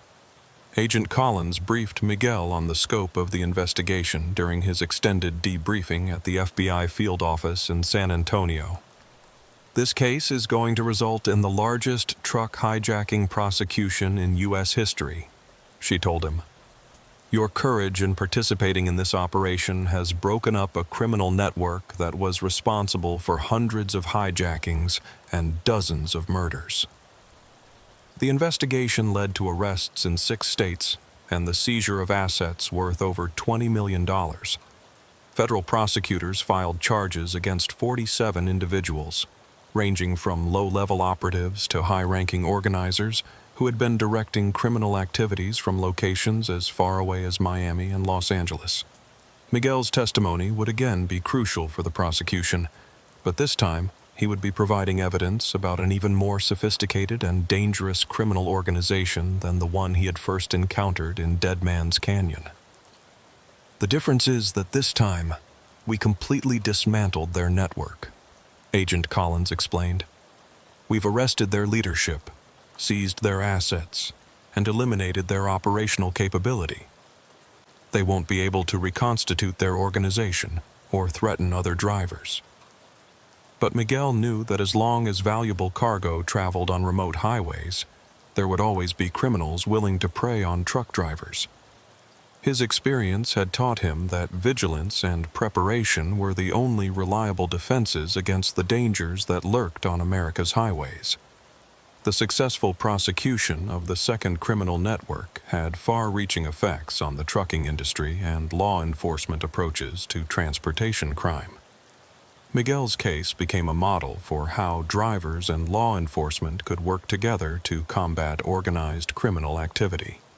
The Trucking Security Act of 2027, which was passed by Congress in response to the revelations about criminal infiltration of the industry, mandated new security standards for trucking companies, established federal funding for transportation crime task forces, and created whistleblower protections for drivers who reported criminal activity. Miguel was invited to testify before congressional committees about the threats facing truck drivers and the need for enhanced security measures. His first-hand experience with 2 different criminal networks gave him unique credibility when discussing the evolution of threats and the effectiveness of various countermeasures.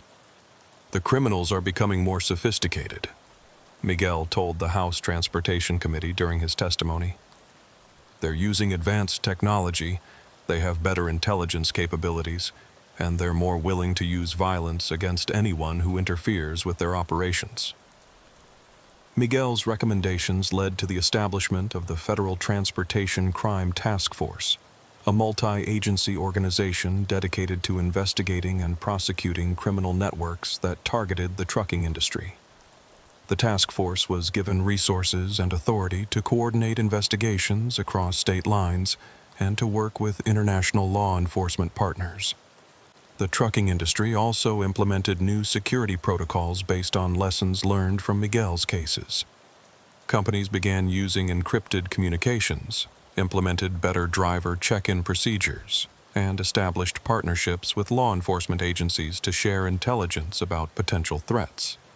But perhaps most importantly, Miguel's story became part of the standard training curriculum for new truck drivers. His experiences were used to teach drivers how to recognize dangerous situations, how to respond to criminal threats, and how to work with law enforcement to protect themselves and their colleagues. Every new driver learns about the Miguel Santos protocols, explained Bobby Hutchins, who had become a regional training director at Rio Grande Transport. His experiences have probably saved more lives than we'll ever know. Miguel's reputation within the trucking community had evolved from that of a lucky survivor to a respected expert whose knowledge and experience were considered invaluable for industry safety and security. Despite his success in helping law enforcement combat criminal networks, Miguel's experiences had taken a significant personal toll. The stress of being targeted by dangerous criminals, the responsibility of serving as a witness in major federal cases, and the constant awareness of threats had affected both his health and his family relationships.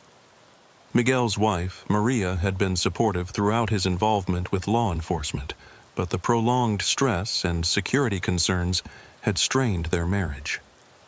The couple had postponed having children because of safety concerns, and Maria had been forced to change her own career plans due to the security restrictions that affected their lives. "I'm proud of what you've done," Maria told Miguel during one of their discussions about their future. "But I want to have a normal life where we're not constantly looking over our shoulders for criminals who want to hurt us." Miguel's physical health had also been affected by years of stress and hypervigilance. He suffered from insomnia, hypertension, and anxiety symptoms that required medical treatment and ongoing counseling.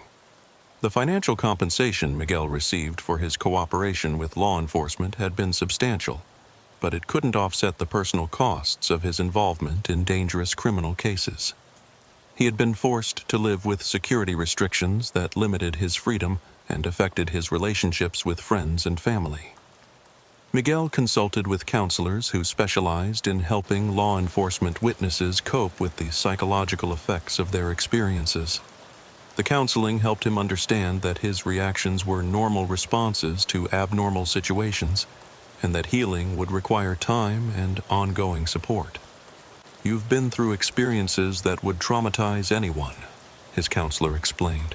"The fact that you've maintained your moral courage and continued to help others despite the personal costs shows remarkable strength of character." Miguel also found support from other law enforcement witnesses who had faced similar challenges.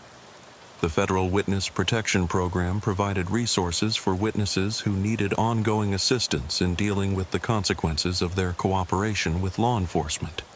But Miguel was determined not to let his experiences with criminals define the rest of his life.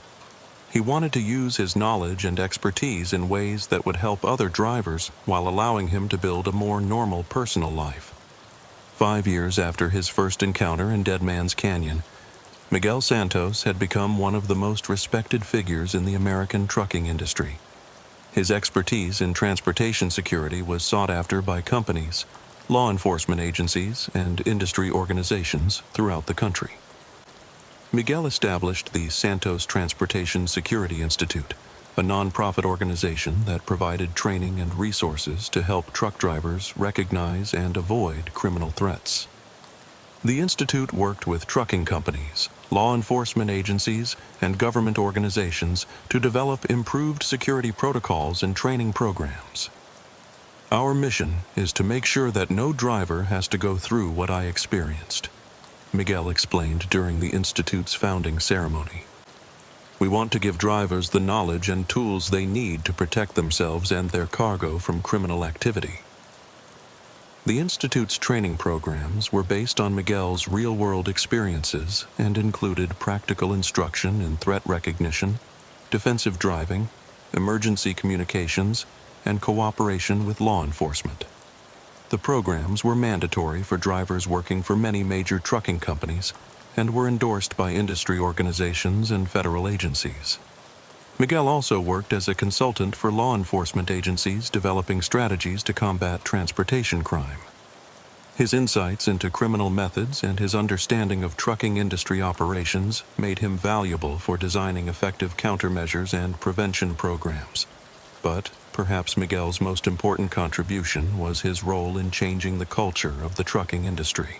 His example had shown that drivers could successfully resist criminal threats, and that cooperation with law enforcement was both possible and beneficial for the entire industry.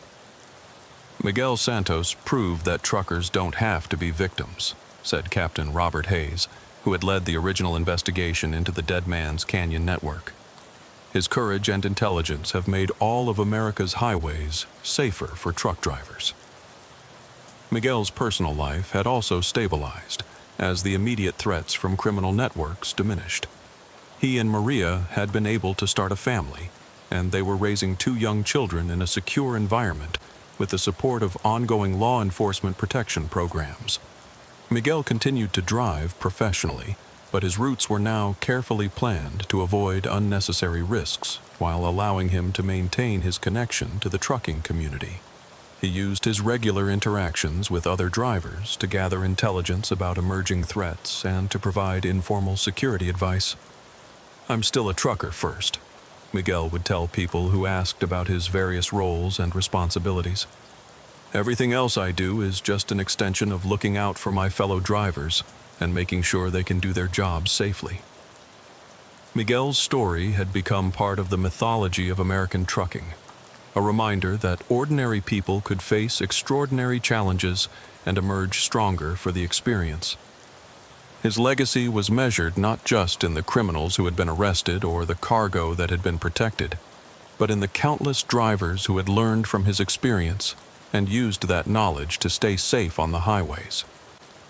The road ahead would always contain unknown dangers, but Miguel had proven that those dangers could be recognized, resisted, and ultimately overcome by drivers who were prepared, alert, and willing to stand up for themselves and their colleagues. The neon sign of the big Texan truck stop cast an eerie red glow across the parking lot as Wayne Mitchell pulled his midnight blue Kenworth W900 into a space near the back of the lot. It was 9:45 p.m. on a cold February evening in Amarillo, and Wayne was taking his mandatory rest break before pushing on to Denver with a load of cattle feed. Wayne had been an owner-operator for 15 years, running his own truck and hauling freight throughout the Southwest.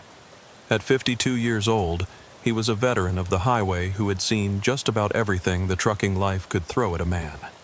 But tonight, he was about to hear a story that would shake him to his core. As Wayne completed his post-trip inspection and settled into the driver's lounge with a cup of coffee, he noticed another driver sitting alone at a corner table, staring into his coffee cup with the haunted expression of a man carrying a terrible burden. The driver appeared to be in his early 40s, with graying hair and the kind of weathered face that came from decades of highway driving. Wayne recognized the look. It was the expression of someone who had experienced something on the road that they couldn't quite process or forget. In 15 years of trucking, Wayne had seen that look on the faces of drivers who had witnessed fatal accidents, encountered dangerous criminals, or simply been pushed to their breaking point by the isolation and stress of long-haul driving. The driver looked up as Wayne approached, and Wayne could see desperation in his eyes. "You mind if I sit down?" Wayne asked, gesturing toward an empty chair at the table. The driver nodded without speaking, then looked around the nearly empty driver's lounge to make sure they wouldn't be overheard. "Name's Roy Patterson," the driver said in a voice that was barely above a whisper. Been driving for 28 years and I thought I'd seen everything there was to see out here. But 3 nights ago I encountered something that's been eating at me ever since. Wayne could see that Roy was genuinely distressed about whatever had happened to him. The man's hands were shaking slightly as he held his coffee cup, and there was a haunted quality to his voice that suggested he hadn't been sleeping well. "What happened?" Wayne asked, settling into his chair and preparing to listen to whatever story Roy needed to tell. Roy looked around the lounge again, then leaned forward across the table and began speaking in a low, urgent tone that immediately captured Wayne's attention. "I was hauling a load of oil field equipment from Houston to Midland," Roy began, "running behind schedule due to weather delays, so I was pushing hard to make up time. It was about 2 a.m. when I stopped at that old truck stop outside of Sweetwater. You know the one, been there since the 1970s. Kind of run down, but still gets a lot of business from drivers who remember when it was the best stop between Dallas and El Paso." Wayne knew the truck stop Roy was referring to, Morrison's Travel Plaza, a classic old-school facility that had been serving truckers for decades. It wasn't the fanciest stop on the highway, but it had a reputation for honest prices, good food, and owners who understood the trucking business. "Go on," Wayne said, sensing that Roy was working up the courage to tell him something that was genuinely disturbing. Roy took a sip of his coffee, then continued his story in the same low, haunted tone. "I pulled into Morrison's around 2:15 a.m., planning to grab some fuel and maybe a sandwich before pushing on to Midland. Place was pretty quiet, just a few trucks in the lot, couple of cars at the fuel islands. Normal late-night scene, nothing out of the ordinary." Roy paused, staring into his coffee cup as if he could see the events he was describing replaying in the dark liquid. "I was walking toward the main building when this guy approached me from between 2 parked trucks. He was maybe 35 years old, wearing work clothes that looked like they'd seen better days. But what got my attention was the expression on his face. Pure desperation, like a man who was drowning and looking for someone to throw him a rope." Wayne leaned forward, intrigued by Roy's story and the obvious emotional impact it was having on the normally stoic driver. "The guy says to me, 'Are you a truck driver?' When I said yes, he grabbed my arm. Not aggressive, but like he was afraid I might walk away before he could talk to me. He says, 'I need help. I need someone who travels the highways to help me get word to my family.'" "What kind of word?" Wayne asked. "That's exactly what I asked him. And his answer?" Roy shook his head, as if he still couldn't believe what he had heard. "He told me his name was David Hernandez, and that he'd been missing for 3 years. Said his family thought he was dead, but he'd been held prisoner by people who forced him to work at illegal operations throughout West Texas." Roy's voice dropped even lower, and he glanced around the truck stop lounge again to make sure they weren't being overheard. Wayne, this guy was scared out of his mind. He kept looking over his shoulder, jumping at every sound. He told me that he'd finally managed to escape from wherever they'd been keeping him, but that he couldn't go to the police because some of the people who'd been holding him were law enforcement officers. Wayne felt a chill run down his spine. Stories of corruption and criminal activity involving law enforcement weren't uncommon in the remote areas of West Texas, where the vast distances and sparse population created opportunities for illegal operations. "What did he want you to do?" Wayne asked. "He wanted me to contact his wife in San Angelo and tell her that he was alive but in hiding. He gave me her name, Maria Hernandez, and their old address on West Avenue. He said he couldn't call her himself because he was afraid their phones were being monitored by the people who'd been holding him." Roy pulled a crumpled piece of paper from his pocket and showed it to Wayne. Written in pencil in shaky handwriting were the words, "Maria Hernandez, 1247 West Avenue, San Angelo, Texas," along with a phone number. "Did you believe his story?" Wayne asked. Roy was quiet for a long moment, then looked directly at Wayne with eyes that held both conviction and fear. Wayne, I've been driving trucks for almost 30 years. I've met every kind of person you can imagine. Honest folks, criminals, liars, con artists, people who were mentally ill, people who were desperate. And I'm telling you, this man was telling the truth. Whatever had happened to him, it was real, and it was terrible. Roy continued his account, his voice becoming more urgent as he described the rest of his encounter with the desperate stranger. David told me more of his story while we stood there in that truck stop parking lot. He said he'd been driving truck himself back in 2021, hauling loads for a small company out of San Angelo. One night he was making a delivery to what was supposed to be a construction site near Fort Stockton when he was ambushed by armed men who knocked him unconscious. Wayne could see that Roy was becoming more agitated as he recalled the stranger's story. The veteran driver's hands were trembling slightly, and he kept glancing toward the windows as if he expected to see someone watching them. According to David, when he woke up, he was in some kind of compound in the middle of the desert. The people who'd taken him told him that he now worked for them, and that if he tried to escape or contact anyone, they'd kill him and his family. What kind of work were they forcing him to do? Wayne asked, though he was beginning to suspect the answer wouldn't be something he wanted to hear. Moving drugs, Wayne. They had a whole operation set up where they'd use truckers to transport drugs and other illegal cargo throughout Texas, New Mexico, and Mexico. But these weren't willing participants. They were prisoners who'd been kidnapped and forced to work under threat of death. Roy pulled out his phone and showed Wayne a news article he'd found online. The headline read, "San Angelo truck driver missing since September 2021." and included a photograph of a man who matched the description of the person Roy had encountered. "I looked this up after I got home," Roy explained. "David Hernandez really did disappear in September 2021. His truck was found abandoned near Fort Stockton, and the police investigation went nowhere. His family held a memorial service for him in 2022 after he was declared legally dead." Wayne studied the photograph and the article, feeling a growing sense of unease about the implications of Roy's story. If the stranger was telling the truth, it meant there was a criminal organization operating in West Texas that was kidnapping truck drivers and forcing them to participate in illegal activities. "What else did he tell you?" Wayne asked. "He said there were at least a dozen other drivers being held at various locations throughout the region. Some had been there for years, completely cut off from their families and the outside world. The criminals would move them around to different compounds to prevent them from becoming too familiar with any one location." Roy paused and took another sip of his coffee, his hands still shaking slightly. "But here's the part that really scared me, Wayne.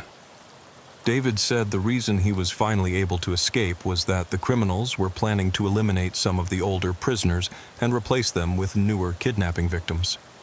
He overheard them discussing which drivers were going to be retired and realized that he was on the list." The implications of Roy's story were becoming more disturbing with each detail.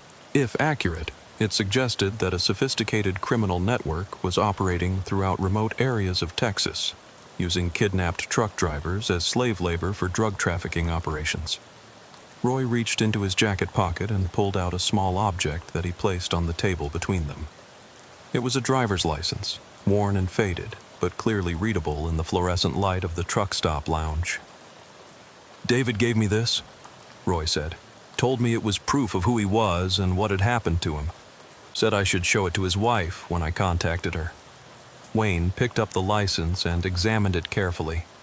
It was a Texas commercial driver's license issued to David Hernandez, with an address in San Angelo and an expiration date that would have been current at the time of his disappearance in 2021. "This looks legitimate," Wayne said, though he wasn't an expert in identifying fraudulent documents. "That's what I thought. But there's something else." Roy pulled out his phone and showed Wayne a photograph he had taken. "David also showed me this." The photograph was dark and grainy, obviously taken with poor lighting, but it clearly showed what appeared to be a truck yard or compound with multiple commercial vehicles parked inside a fenced area. Some of the trucks looked abandoned or damaged, while others appeared to be in operational condition. He took this with a phone he managed to steal from one of the guards, Roy explained. Said it showed part of the compound where he'd been held prisoner. Look at those trucks, Wayne. Some of them match the descriptions of vehicles that have been reported stolen or involved in missing driver cases. Wayne studied the photograph more carefully and could see that Roy was right. Several of the trucks in the image appeared to match descriptions he remembered from CB radio broadcasts about missing drivers and stolen vehicles. Did he say where this compound was located? Wayne asked. Somewhere in the desert between Fort Stockton and Sanderson, but he wasn't sure of the exact location. Said they always transported the prisoners in vehicles with covered windows, so they couldn't see landmarks or figure out where they were being taken. Roy put his phone away and leaned back in his chair, looking exhausted by the emotional strain of retelling David's story. Wayne, I've been carrying this information for 3 days, and I don't know what to do with it. I promised David I'd contact his wife, but I'm scared that if I get involved, I might end up in the same situation he was in. Wayne could understand Roy's dilemma. Getting involved in a situation like this could be dangerous, especially if it involved criminal organizations that had demonstrated a willingness to kidnap and murder people. But ignoring the information could mean abandoning other victims who were still being held prisoner. Have you thought about going to the police? Wayne asked. Roy shook his head grimly. David specifically warned me not to trust local law enforcement. He said some of the people guarding the prisoners were wearing police uniforms, and that the criminals seemed to have advance warning whenever law enforcement operations were being planned in their area. Roy's internal struggle was evident as he continued his account of the encounter with David Hernandez. He was clearly torn between his promise to help a desperate man and his fear of getting involved in something that could endanger his own life and family. I went home to Lubbock and spent 2 days thinking about what David had told me, Roy continued. I kept looking at that driver's license and that photograph, wondering if I was holding evidence of crimes that most people couldn't even imagine were happening. Wayne could see the weight of the decision Roy had been carrying. As truck drivers, they were used to being independent and self-reliant, but this situation required making moral choices that went far beyond the normal challenges of life on the road. Finally, yesterday morning, I decided I had to at least try to contact his wife. I figured if David was lying or confused, she'd be able to tell me that he was mistaken about his identity or his family situation. Roy pulled out his phone and scrolled through his call history until he found the number David had given him. I called the number around noon, when I figured she'd be home from work, but before it got too late in the day. A woman answered, and when I asked if this was Maria Hernandez, she said yes. What did you tell her? Wayne asked. I told her I was a truck driver who had met someone claiming to be her husband.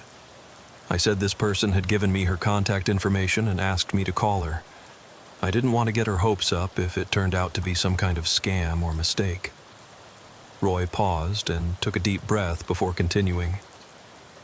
Wayne, the reaction I got from that woman convinced me that David was telling the truth. As soon as I mentioned that someone claiming to be David Hernandez had asked me to contact her, she started crying.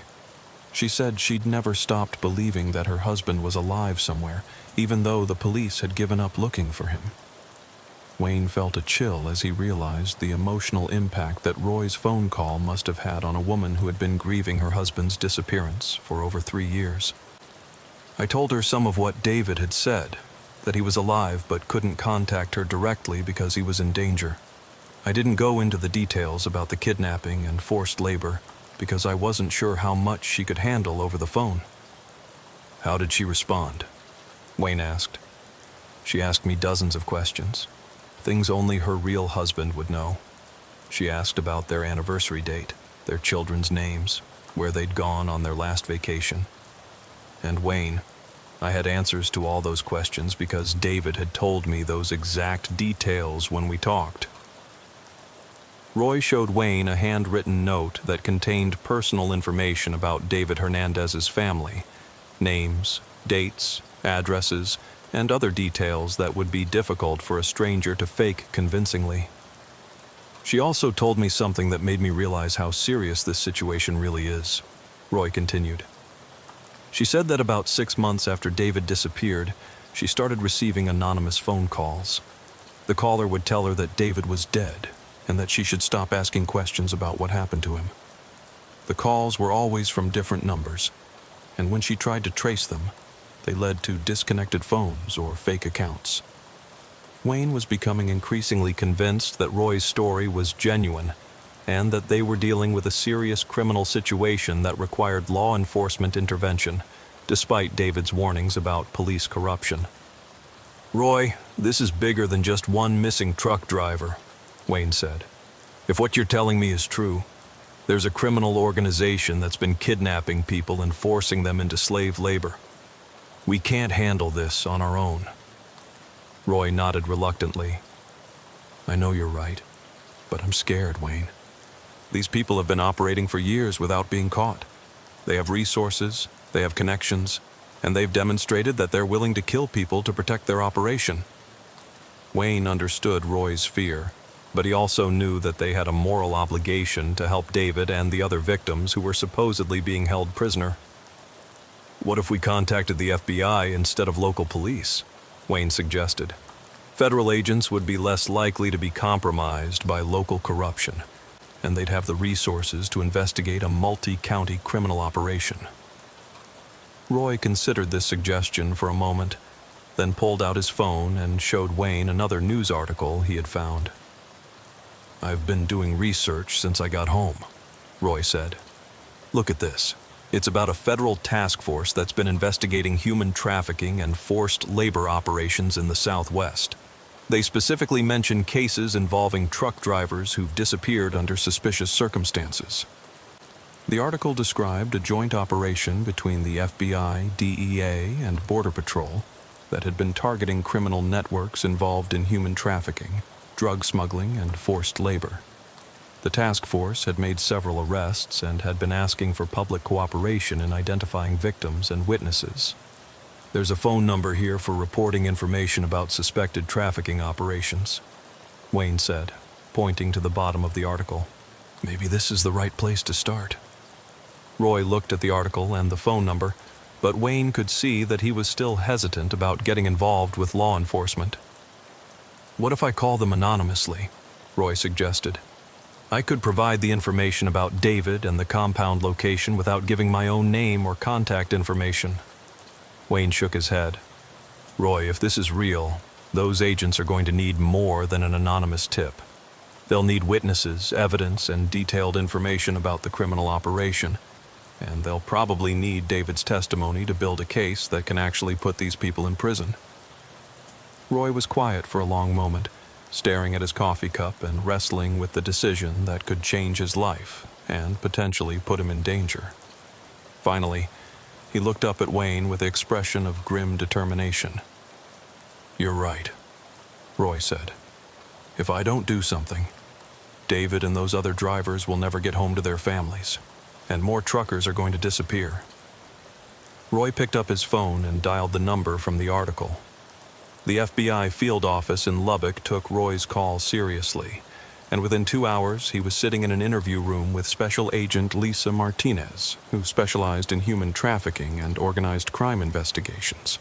Wayne had accompanied Roy to the FBI office to provide moral support and to serve as a witness to his friend's account of the encounter with David Hernandez. Agent Martinez was a professional woman in her late 30s who had the kind of focused intensity that suggested she had dealt with serious criminal cases before. She listened to Roy's story without interrupting, taking detailed notes and asking clarifying questions about specific details.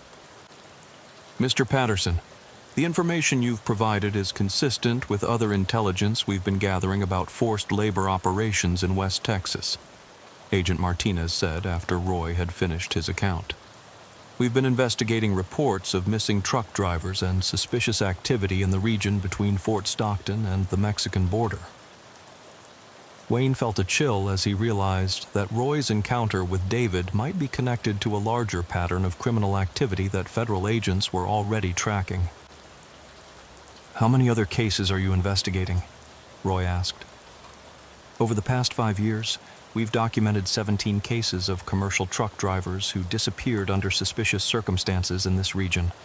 In most cases, their vehicles were found abandoned, but the drivers were never located." Agent Martinez showed Roy and Wayne a map of West Texas with red pins marking the locations where trucks had been found and where drivers had last been seen.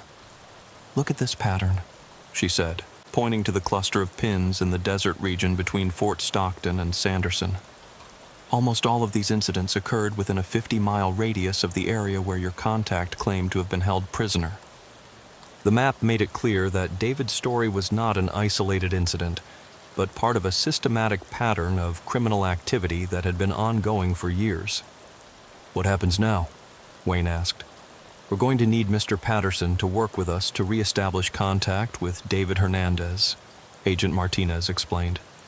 "If he's really a victim of human trafficking, he could provide us with the intelligence we need to locate the criminal operation and rescue other victims." Roy shifted uncomfortably in his chair. "Agent Martinez, David specifically told me that he couldn't trust law enforcement because some of the people holding him prisoner were police officers. That's why we're handling this as a federal investigation rather than involving local agencies," Agent Martinez replied. "We have reason to believe that the criminal network has compromised some local law enforcement personnel, but federal agents wouldn't have the same conflicts of interest."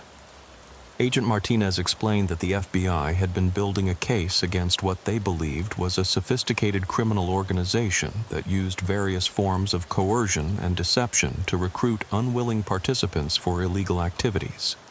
"Based on our investigation, this organization has been kidnapping truck drivers, migrant workers, and other vulnerable individuals to use as forced labor in drug trafficking, human smuggling, and other criminal enterprises," she said. The scope of the criminal operation was larger and more organized than Roy had imagined from his single encounter with David. Agent Martinez outlined a plan for Roy to reestablish contact with David Hernandez while working with federal agents to gather intelligence about the criminal operation. The plan would require Roy to return to Morrison's Travel Plaza and hope that David would approach him again. But this time Roy would be equipped with recording equipment and federal backup. "We believe that David is probably still in the area, trying to find help or gather resources for a more permanent escape," Agent Martinez explained. "Trafficking victims often struggle to reintegrate into normal society, especially if they've been isolated for extended periods." Roy was clearly nervous about the plan, but he agreed to cooperate with the investigation. "What if the criminals realize that I'm working with law enforcement? What if they come after me?" "We'll have surveillance teams monitoring your location, and you'll be equipped with emergency communication equipment," Agent Martinez assured him.